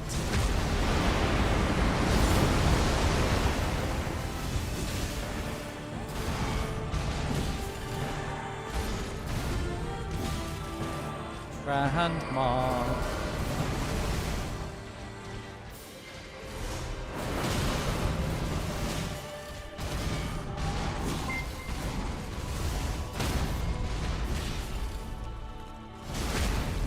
Oh, Dr. Cappy. Thank you for the raid. Welcome on in, Raiders.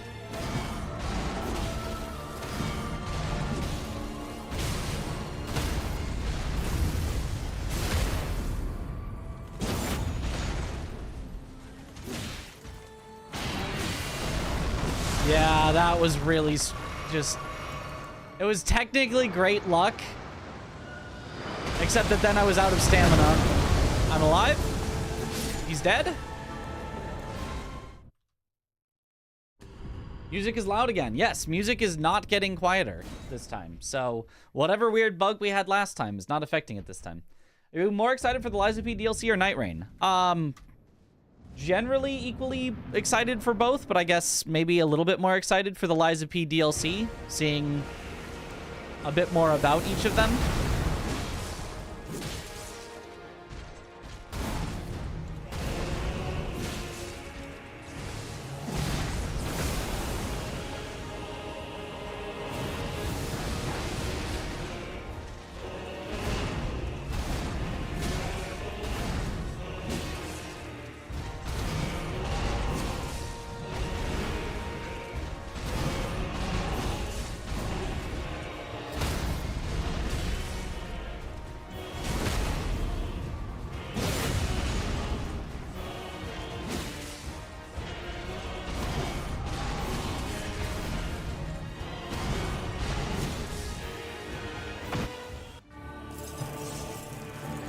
Sure you like it a little, but it's so frustrating. Whoops! Oh, I pressed the wrong button.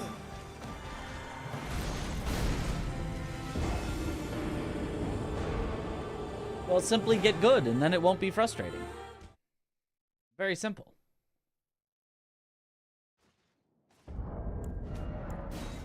You have issues with cheese? Remember, Melania used cheese to defeat Radon. Kind of true.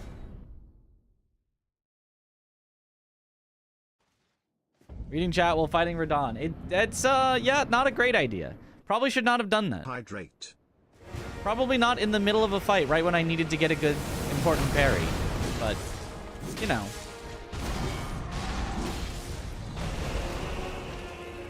Sometimes we just gotta do it to him.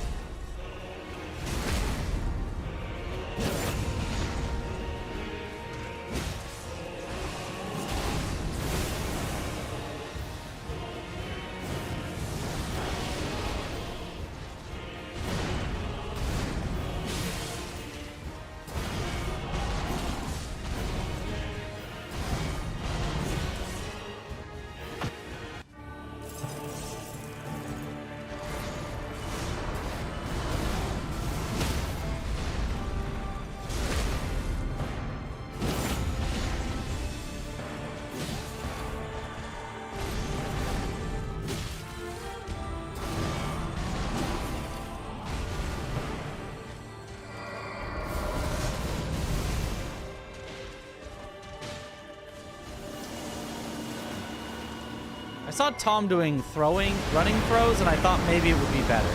Maybe it would, like, count as being throwing for more often. But now I think it might be the opposite. Now it might count less often.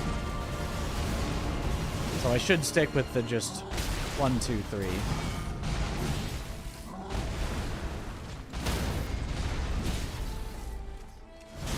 This is gonna be a rough one.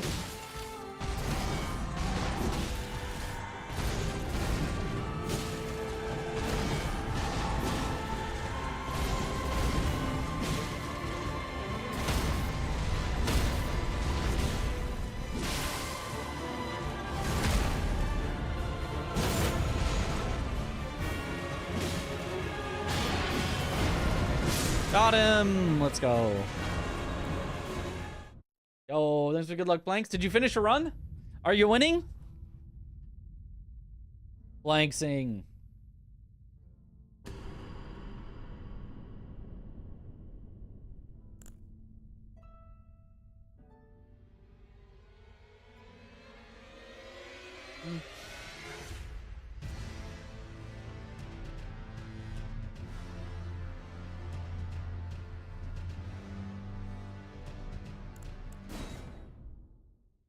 The real finished run was always the friends we made along the way. That's very true. That's very true.